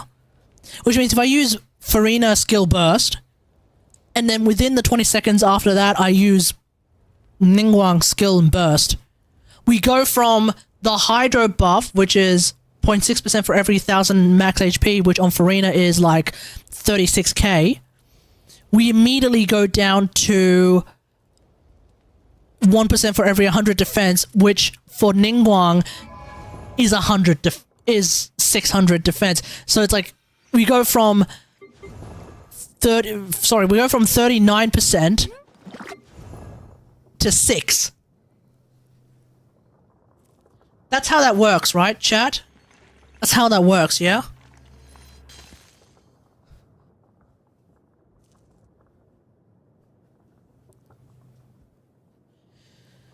I feel like that was not particularly good design, because it really screwed over...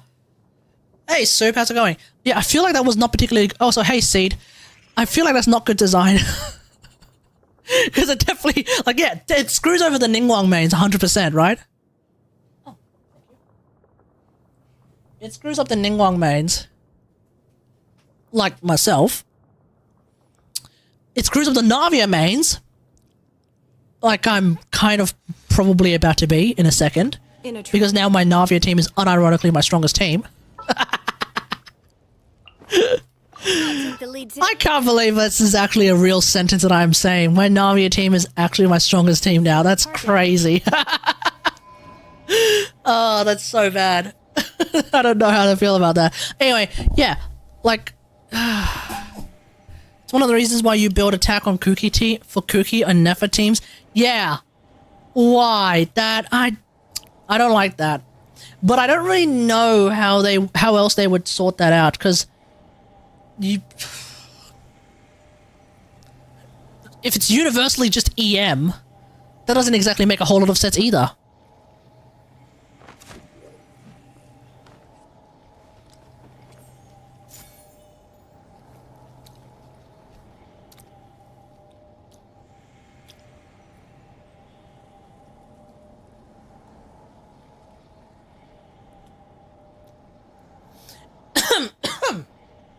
Oh, sorry. Imagine if... Oh, what? What's up? You want more?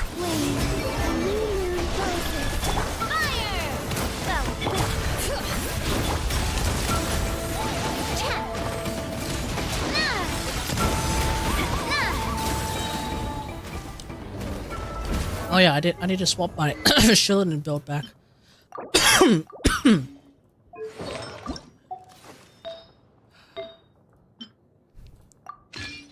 Like, imagine if, like, all of a sudden Navia ends up being a defense scaling character with, like, some sort of weird Hexarray buff, or, like, Ningguang gets a Liuan buff where she suddenly becomes defense scaling. But that would be way too chaotic. There's no shot they were gonna do that.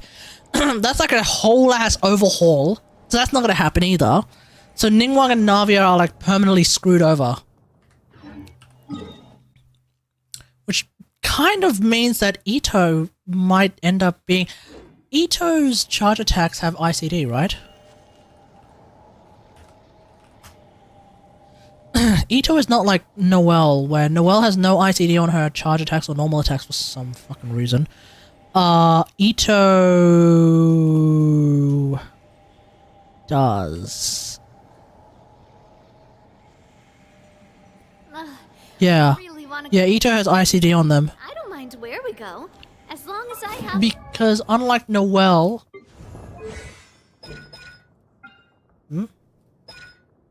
Yeah, because unlike Noelle, who just straight up doesn't have ICD on her normal attacks for some reason. I think that was more as a premise of using Noelle and 66 Bennett.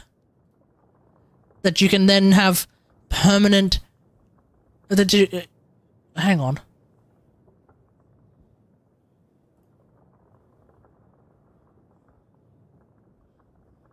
Oh! Noelle's normal attacks actually have ICD. Hang on. This is so confusing. Noelle's normal attacks actually have ICD. But, if you pop her ult, Noelle's normal attacks that are now geo-infused, they don't have ICD. Okay, I really don't know why they thought this. It makes no sense. It's we take it. It's fine. Whatever. It's fine. It's fine.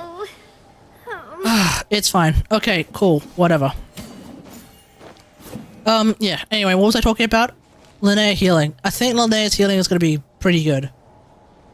It's not gonna be like the most amazing healing you've ever seen in the history of Western civilization, but it's probably gonna be pretty good.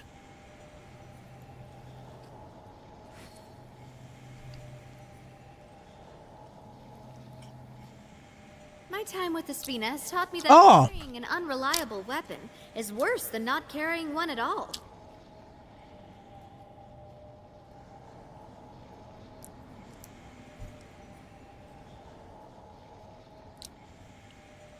$60 energy cost, ladies and gentlemen. Linnea's ult has a 60 energy cost, and we have no idea how many energy particles she has. Oh, does Lumi have 100% uptime?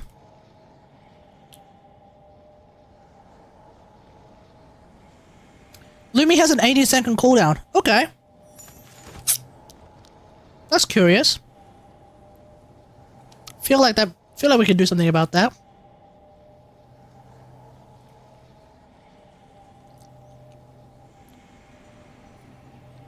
But now I have no idea, like, what...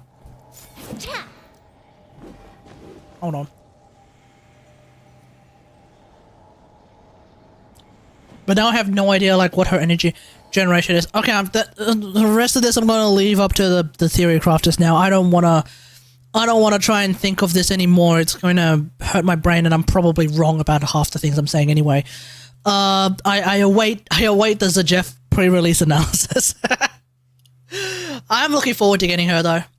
I just hope that she's up first half. I mean, she would be, right? These days, the new character is first half. When was the last time we had a new character second half? That we didn't have a new character first half. Flynn's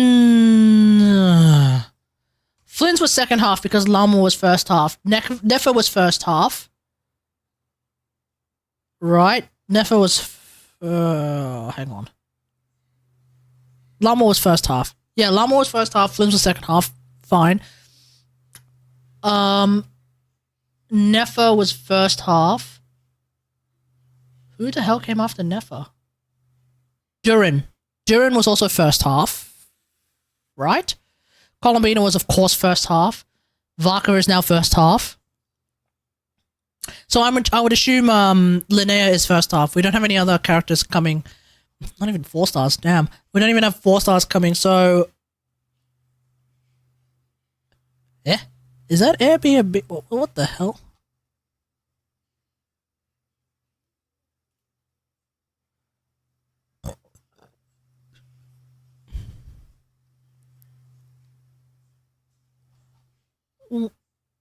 What the hell does this have to do with Airbnb?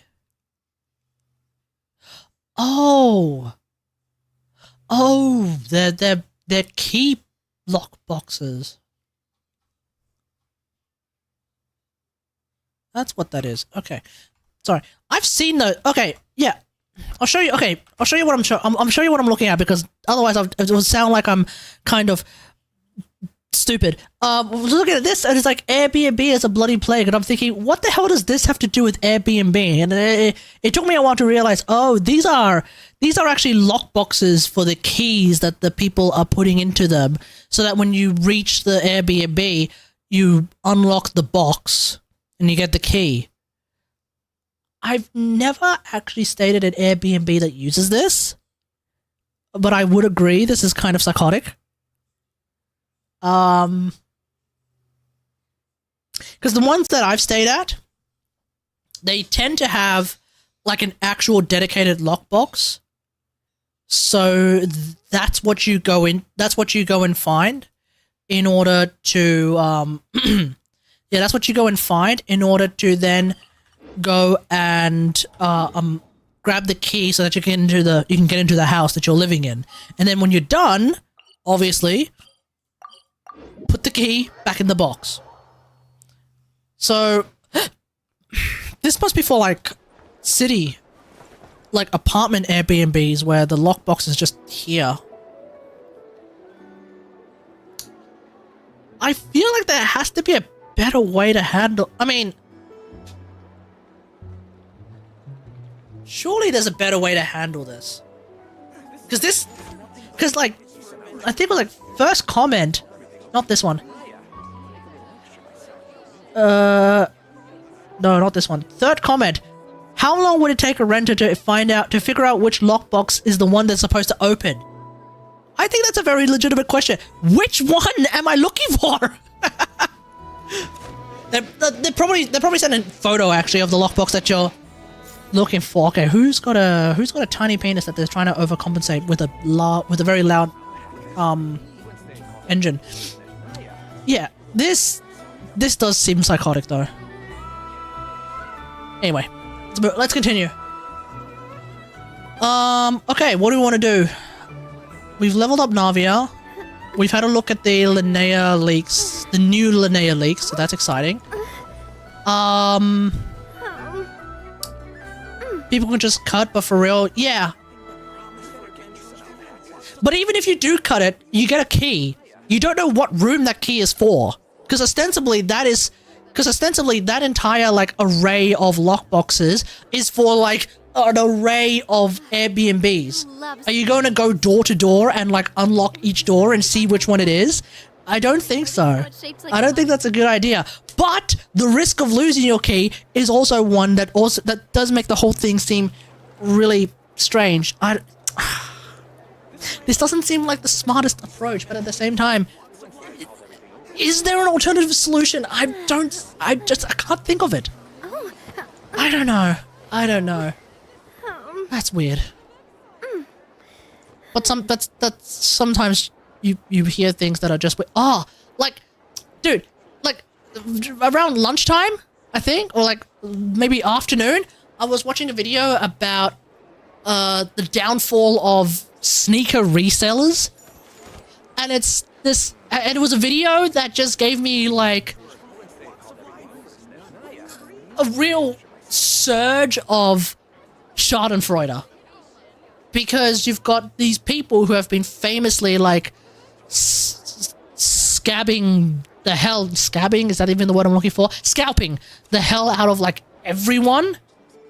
anyone who like has any interest in some kind of sort of, I guess, what the hell is that? Okay, some kind of like niche like interest, by buying up all of the sneakers and then reselling them at an upmarketed price, right? An upmarked price, right?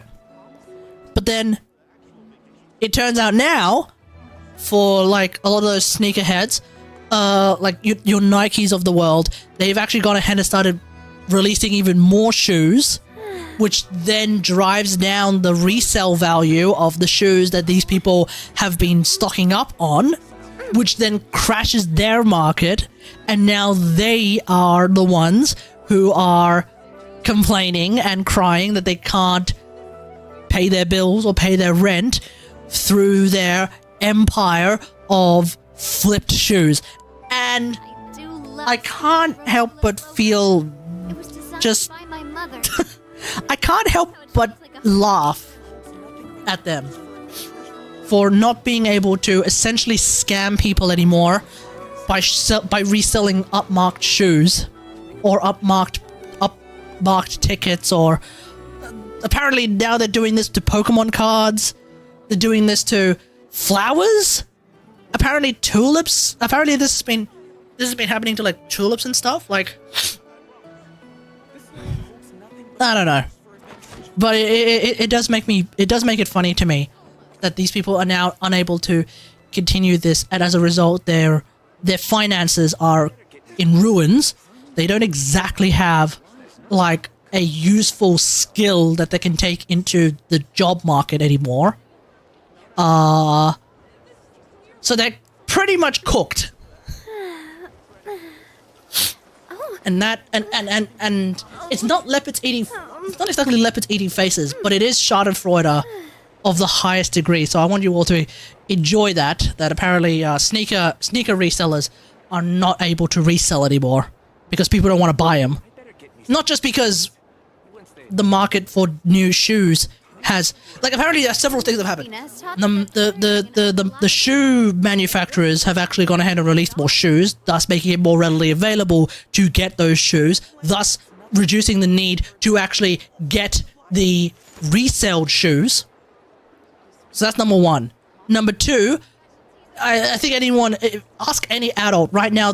The world economy is kind of cooked, so cost of living is higher than ever. It's not exactly for our incomes.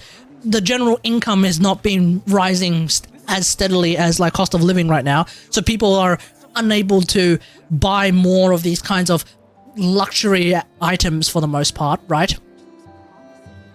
Most people anyway are not able to buy these kind of luxury items as much as they used to. That's number two.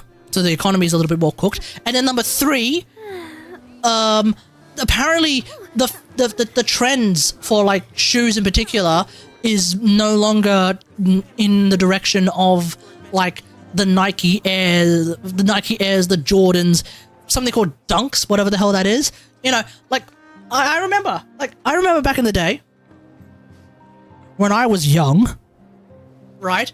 Yeah, Air Jordans were like a big thing. Nikes were pretty big, you know, that those kind of shoes were big. I never got into it, As long as I... but I knew people who actually put a fair bit of stock in the idea that they're, you know, showing up to school and wearing like Nike Airs, although it was probably not a good idea to be doing that in school, especially during PE class, especially like in PE class in the rain. Probably not the best idea. But anyway, you know, they were wearing those, and like, you know, I think it really was like my generation and maybe a handful of people in what's after me, Gen Z, handful of people in early Gen Z who were still like maybe into that kind of like basketball player branded shoes and everything. But apparently the kids these days are less into branded shoes and more into affordable, comfortable shoes from brands you've never heard of. And to that I say good. It's sensible. It makes sense. I'm actually fully on board with this. My favorite brand of shoes is Skechers, for the record. It's not because they're like some kind of high-end fashion shoe or anything like that. It's just that they're super comfortable. That's it. It's just that they're super comfortable, okay? So I'm kind of on board with the Gen Alphas and the Gen Zs of the world.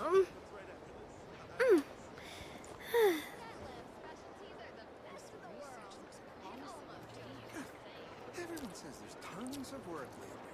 Why is none of it coming to me? This land holds nothing but promise for adventurers from all walks of life. Wouldn't you agree?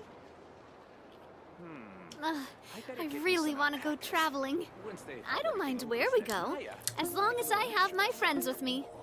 I don't know why I decided to eat that mid-sentence, but yeah, like I said, yeah, I'm fully on board with like the Gen Z, the Gen Alphas of the world, with the trend of going for comfortable shoes, affordable shoes that could even be knockoff shoes from like Chinese brands.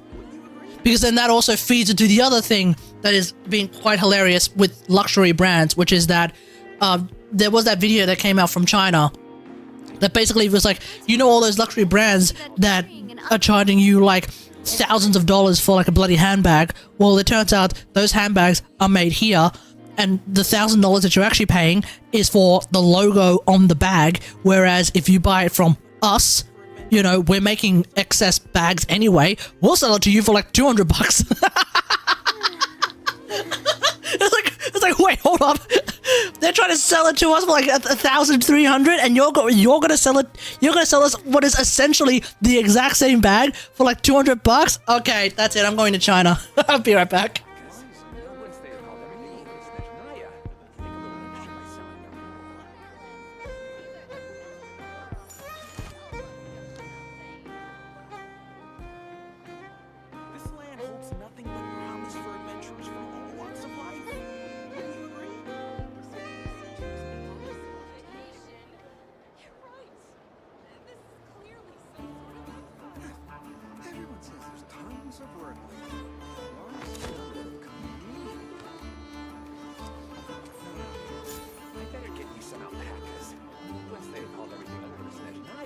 Your shoes are like 5 years old minimum? Okay, my shoes are not even 5 years old minimum. My shoes... Okay, I have this really nice pair of green shoes that I don't wear because they have shoelaces, but they're still really good. I don't wear them that often, so they're still in pretty good condition. I could wear them whenever I want.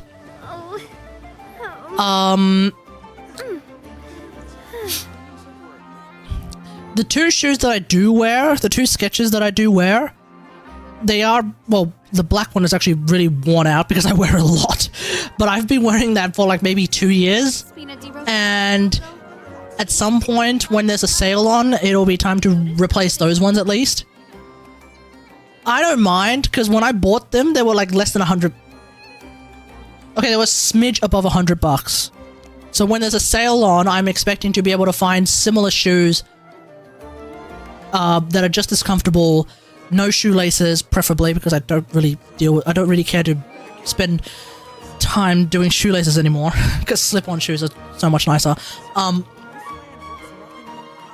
Yeah, like, I kind of am hoping to be able to find shoes on sale for about 120, and that'll last me for like 2 years. You know, so you know, like if you think 120 Aussie is expensive, that's 120 Aussie over the course of 2 years, which for someone like me is it's fine. It's nothing. Well, it isn't nothing, but it's fine. I really want to go You know? traveling. I don't mind where we go. As long yeah. as I have my friends with me. Okay. It's 10:30, ladies and gentlemen.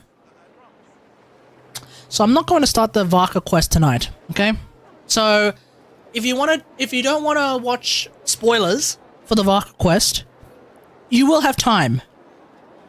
Because if I want to start the Varka quest, it'll probably be on the weekend. We'll see. Okay? We shall see. But I think otherwise we've pretty much done everything. Is daylight savings on? It's February still. I don't think daylight savings is either on or off for a while. I don't think that kicks in until around mid-March. Mid-March, I want to say. I don't know.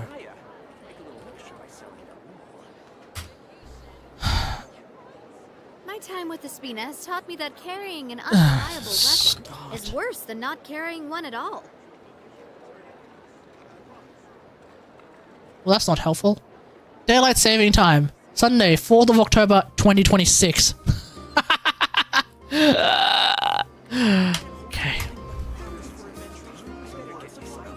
5th of October. 5th of April. 5th of April, ladies and gentlemen. That's when daylight savings is done. Okay. Yeah, so we're still in daylight savings for now. Which I don't mind because I prefer. Okay, controversial statement again. I prefer daylight savings, ladies and gentlemen. I prefer the way time works right now. Yes, it does mean that the announcement live stream starts at 11 p.m. as opposed to 10. So I have to, you know, we stay late for that.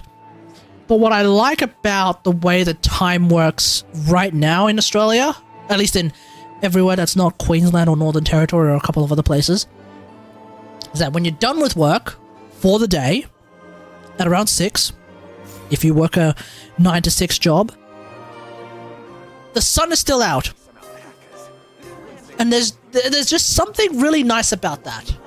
That when I'm done with work, the day is still the day. It's like if I were to go home, if I were to be in the studio, and then I come home, I am coming home while the sun is out, and I like that. But when daylight savings is off, when I'm coming home from the studio, it's nighttime, and that's mildly depressing. That's mildly depressing, but it's because it's like, damn, my entire day is gone at work. I love Spina di Rosula's logo. It was designed by my mother. Whose bright idea was that? Like, I know it's a farming thing, but like, I am fully on board with the idea that, like, if someone in my federal government were to propose legislation to just throw away daylight savings entirely and just have everyone on daylight savings all year, every year, I think I'm fully on board with that. I am not seeing a strong reason against that. I am, however, seeing a strong reason for that, which is my day is still a day. I like that, you know? And speaking of other things I like, okay, my government has actually, I think, started to...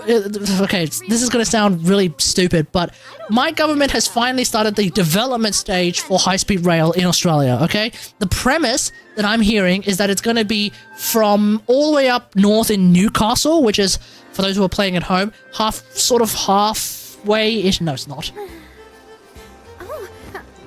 Crack out your maps, ladies and gentlemen. Crack out your maps of Australia. Let's go with like a quarter of the way. Okay. So the premise right now is that it's going to be from Newcastle, which for those playing at home is about a fifth of the way north towards from Sydney, north towards Brisbane. About a fifth of the way there is a place called Newcastle. It's going to go from Newcastle down through Sydney, down through I think to Melbourne. That's the idea. It's probably going to swing by Canberra as well. So apparently the development stage has begun where they're going to try and design the rail system, the rail network for high-speed rail. And what's hilarious is when I saw 7 News cover this, okay, you know what? I'm going to bring up a map. Why am I like so vaguely explaining this? Here, map. Here we go. Okay, so Sydney is here, right? Sydney is right here. You see that? Yeah. You see that? Sydney. You know what? I'm gonna do this. Okay, Sydney, right here. Okay? Brisbane is here. Sydney is here. Newcastle is right here. Okay, ladies and gentlemen? Notice how it's shaped like a heart? So my understanding is that the premise of this high-speed rail thing is that it's gonna go from Newey down through Sydney, possibly to Canberra, I don't know, but I think it's going to end up in Melbourne. So it's going from here all the way down here, I think. Maybe. Hopefully. I don't know. I'm not a news reporter. This is just what I'm remembering, okay? So, when 7 News station in Australia, they posted that news on their YouTube channel, and they left the comments on. And for some inexplicable reason, there were a lot of comments, top comments, that were like, oh, we can't afford this. Oh, it's not going to show up in time. Oh, this ain't going to help anything. I don't think this is such a good idea. And I'm looking at these comments like, who's leaving these comments? You know who's leaving these comments, ladies and gentlemen? It's people who have never been to Japan. Guaranteed. People who have never been to Japan, people who have never been to China. Calling it now. They've never been to a place that has high-speed rail.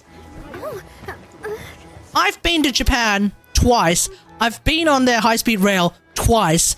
I know, I can tell you right now, high-speed rail, beautiful. It's a beautiful thing. It is an amazing thing. If we can make it happen here, oh god, it's going to be so good. It's going to be so good. Because you can go from Kyoto... Okay, let's bring up the map again.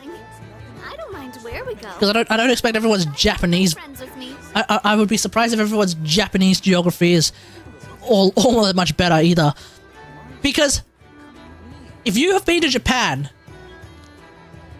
you know, if you've been to Japan, you would know that you can go from Osaka to Kyoto in like less than an hour?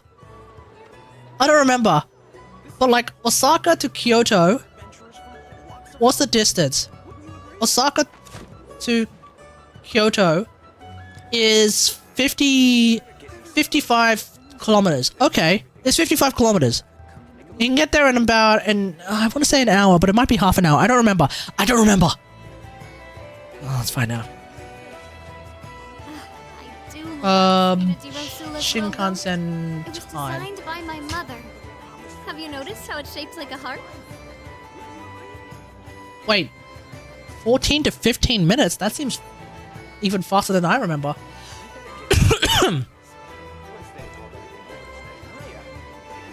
Oh, my bad. Yeah, 15 minutes.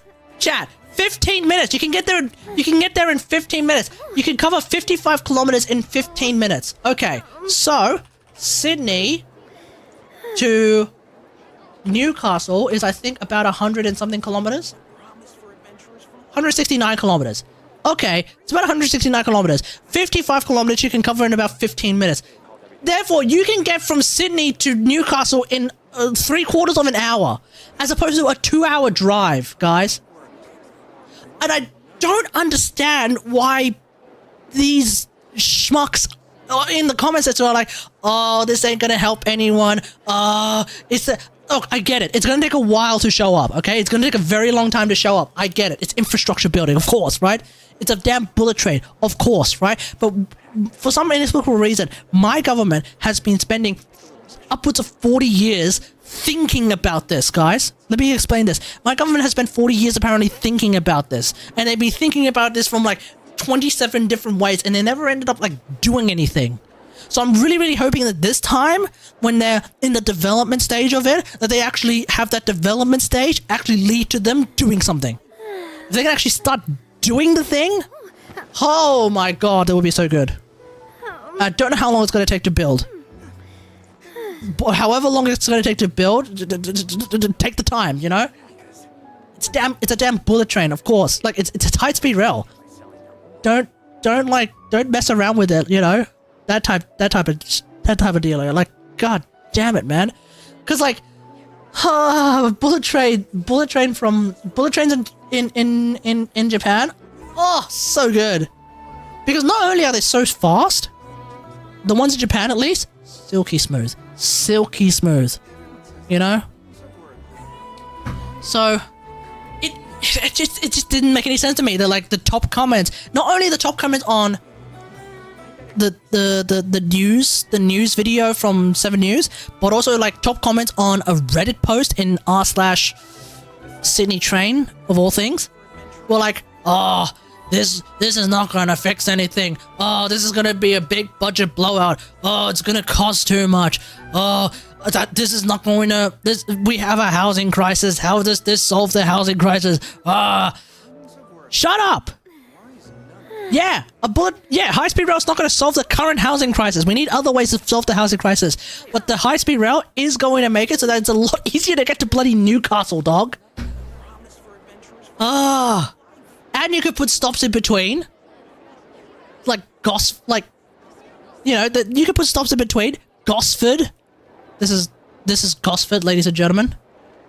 Like, Gosford is usually a pretty big one. Orimba is usually a pretty big one, but screw it. Like, you know. Hornsby? Gosford? I don't know. Morisset? Maybe? I don't know. Figure it out. We got people on it. They'll figure it out and we'll go from there. I don't know. It just annoys me when, like, there's this like a big exciting project that isn't a bloody submarine we're never going to use, right? We have all of the money to join AUKUS and get a submarine that is like basically useless for us, because like, why the hell do I care? Why the hell would I care about a submarine? You know, not even like a fleet of like 20 submarines. One. Why would I care about one singular submarine? Tell me, chat. Why would I care so much as to have our government spend billions and billions of our taxpayer money on one singular submarine? One. Get the hell out of here. I would rather spend billions and billions, unnecessarily spend billions and billions. Like, I would rather accidentally go over budget and spend billions and billions on like a great big ass, you know, the high-speed rail network that takes me all the way to Melbourne in how long?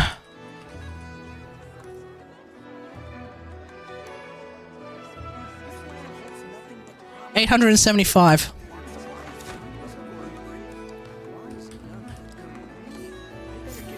875 divided by 50 equals 2 times 0.2. 4 hours! Chat, 4 hours. It is a 9-hour drive. We do have trains. We do have like, we do have the trains, but they are like, it's a 10-hour train ride, dog. Bullet train, high-speed rail, 4 hours. Round it up to 5. Let's add a whole bunch of stops in, let's add like a few stops in between. 5. Like, don't add too many stops because we still want to be able to actually go high speed, you know? But like, a few stops in between. A few stops in between. 5 hours. Is so much better. Take a flight. Yeah, you could also take a flight. You could also take a flight, but for a flight, you need to get to the airport half an hour early, more or less. You'd also need to leave. It also takes about half an hour to leave the airport, and the flight is about 2 hours, I think. I think the flight is about 2 hours. Everyone says there's tons of work lately. Why is none of this land holds nothing but promise for adventurers from all walks of life? Wouldn't you agree? Let's find out. I better get me some alpacas. Once they've hauled everything over to Snezhnaya, I think it's about 2 hours. Because Adelaide, I think, is about 3.5.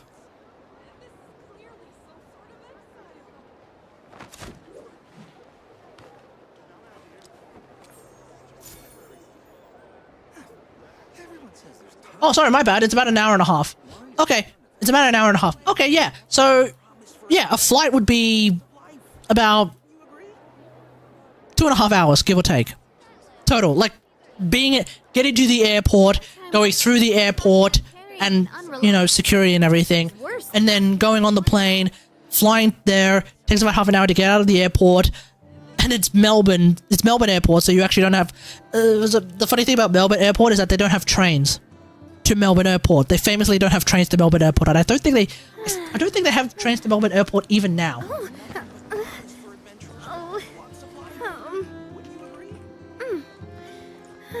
Yeah, Melbourne Airport, they famously don't have trains. That's a bus. Yeah, they famously don't have trains from Melbourne Airport, so it's a half-hour bus ride if you want to get into the city. So, yeah. I do love speed. So if we add that as well, Signed by my mother. that all comes out to like 2.5, 1.5, 2.5, 3. Yeah, 3 hours. Yeah, a plane is still going to be faster, sure, but like, you know, at the same time, like, damn, the high-speed rail can potentially service like a couple of areas around here as well, especially Canberra. Canberra, like if it's.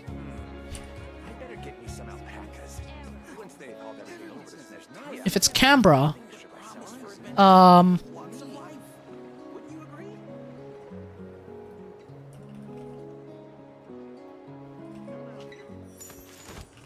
imagine the flight is like an hour tops. But it might make more sense to go to Canberra. Yeah, meanwhile Navia is just yapping in the background. Eh? Still an hour and a half? Why?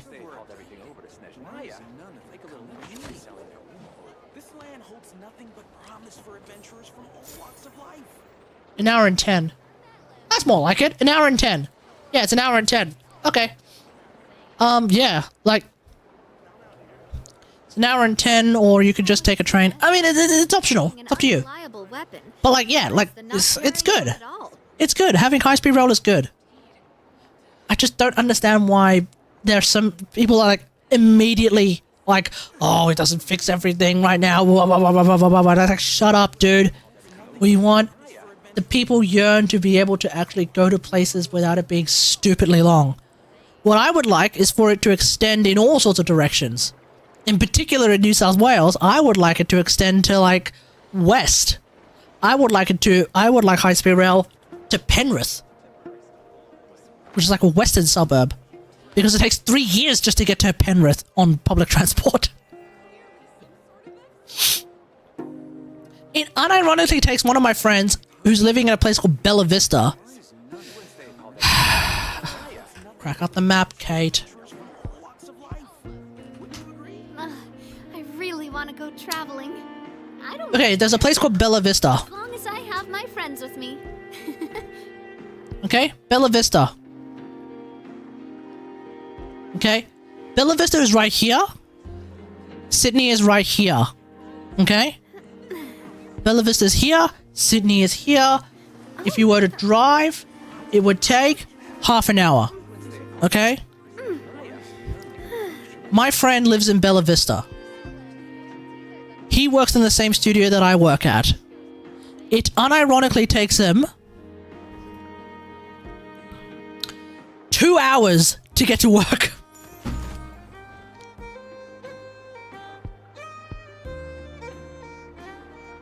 It's a half-hour drive, but he doesn't drive. He takes public transport. It takes 2 hours to get to work.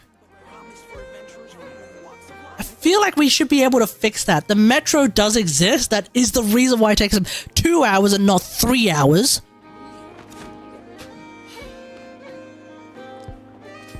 Australian New South Wales public transport. New South Wales public transport is like famously kind of insane.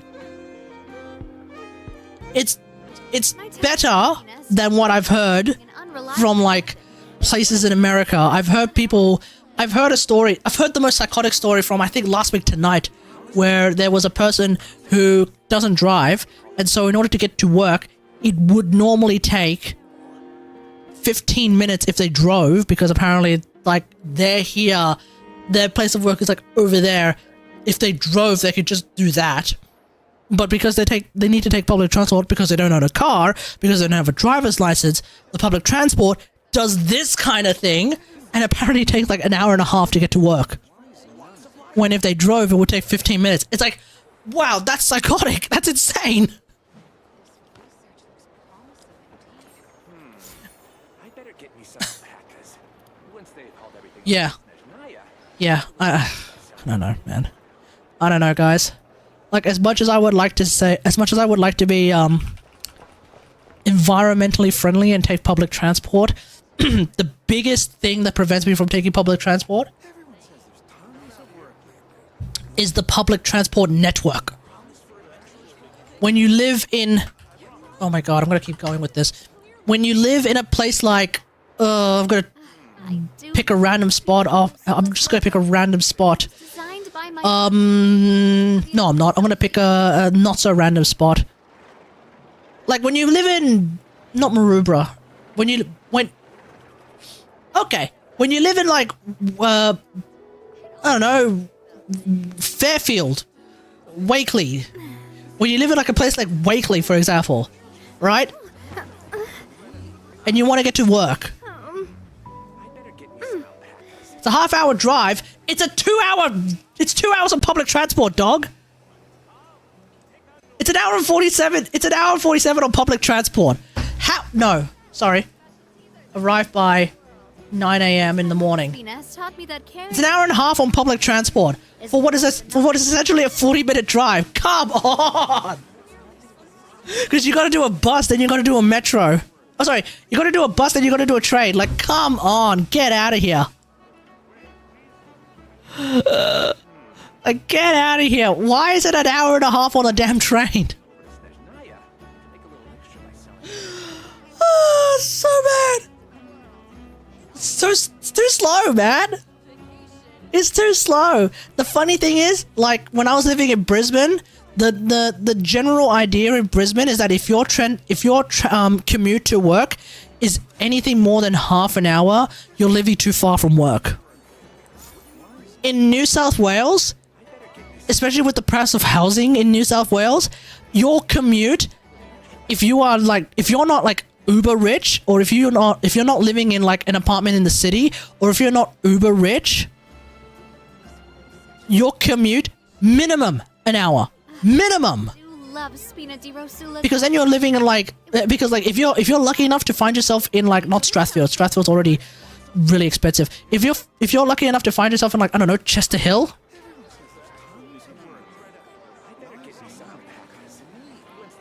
Oh no, Chester Hill's cooked right now actually, yeah, because the train station doesn't work. Yeah, I don't know, if you're lucky enough to find yourself in Granville, where by the way, I've had a look at real estate in Granville. It's expensive. Oh wait, no, sorry. I'm doing the wrong way. Chester Hill, Sydney. Yeah. Chester Hill to Sydney, 47-minute by train. Minimum an hour, basically. It's like minimum an hour commute. Easy. It's crazy, dude. If I use the car, I take more time because you have really bad traffic in where you live. Fair enough. That also means you have really good public transport. Yeah, I kind of would live. I would like to see such better public transport in New South Wales in particular. Like, oh, we have so many people. When you have so many people in a state like New South Wales, your public transport needs to be like absolutely pristine, cream of the crop. You know? It needs to be like borderline perfect. It needs to be always on time. It needs to be it needs to be regular. It needs to be frequent. Or else we're going to have bare minimum 47-minute train rides. They take for... It needs to be fast as well. Like, ugh. Yeah, I don't know. Oops. I don't know, guys. Ugh. Anyway, enough of that. It's 10:52. I'm going to call it a night. Thanks for watching, everyone. Hope you guys enjoyed the stream. If you did, don't forget to follow. Feel free to sub if you're watching on YouTube now or in the future. Don't forget to like, share, and subscribe. And as always, until next time, we'll see you guys later. Thanks for watching. Peace.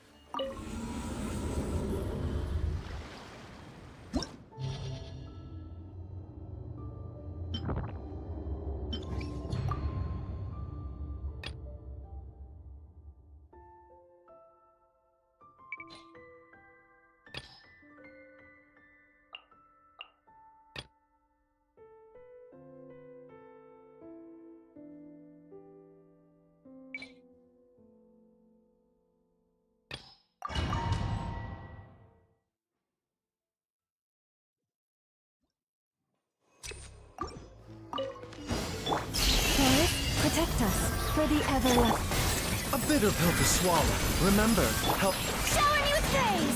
Let the world come alive!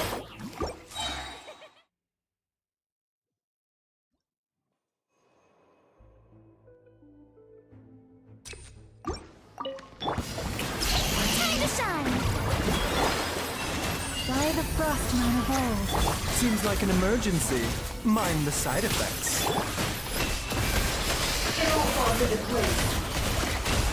The deception ends here. No more lies. Let the world come alive! Leave this place with one heart. Taking a turn for the better. Can't hide the truth. Seek within. No more lies.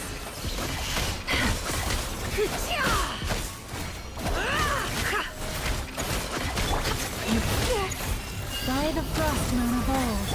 Let my name echoing song! Shower... Remember, health comes first. Can't hide the truth. The mystery unravels. No more lies. It all falls into place. Taurus, protect us with one heart. Time to shine! Taking a turn for the better. Mind the side. Can't hide the truth. Seek within.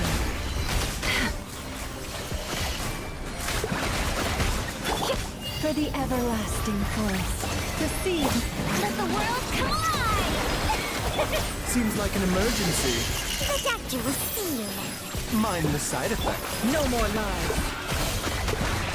It all falls into place. The mystery unravels.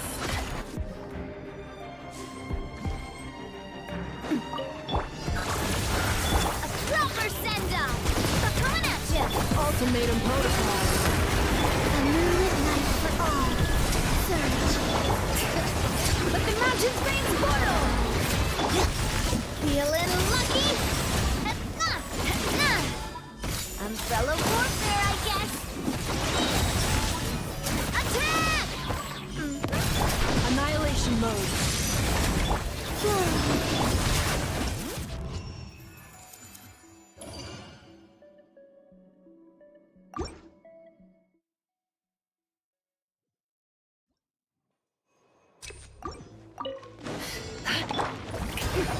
Time to shine! With one heart, we pray. Leave this place. Remember, health comes first. A bitter pill to swallow. Can't hide the truth. Let's see what you're made of. Seek within. Ha! Let's see what you're made of.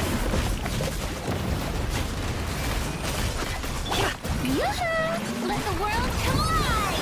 Taking a turn for the better. The doctor will see you. By the frost moon of old. Taurus, It all adds up. Time to come clean. The deception ends here. No more lies. Time to come clean. Strike a pose! Mind the side effects.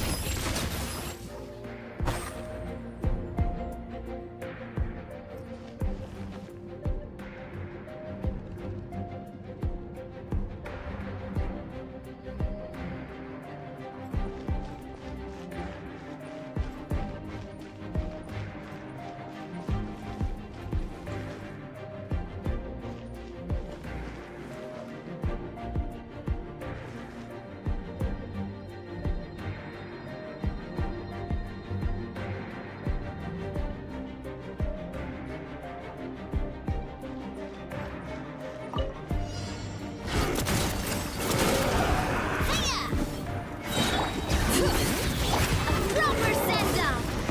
insulation chamber. Moons converge. Flames. Bring it. This one's got your name on it! Ha! Feeling lucky? A proper send-off! From the steep... Preparing for dust-up. A moonlit night for all. Search. Hey there!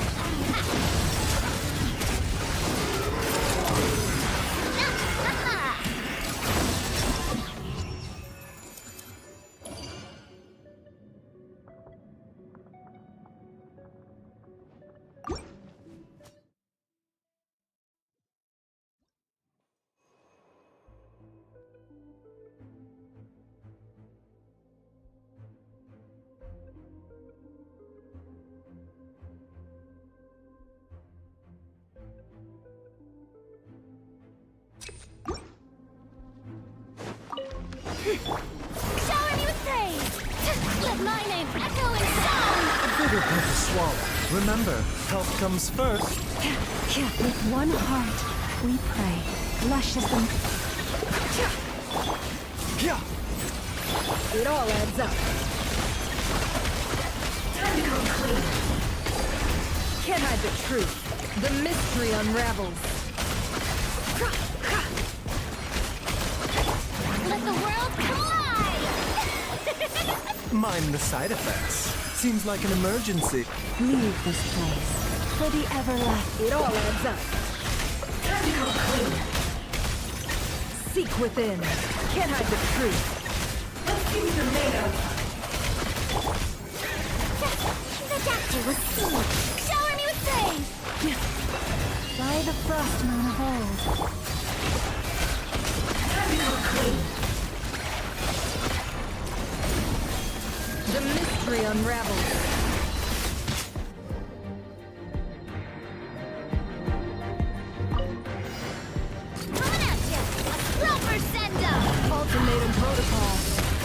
responsive mode. A new moon rises. Letting brave names echo! This one's got your name on it.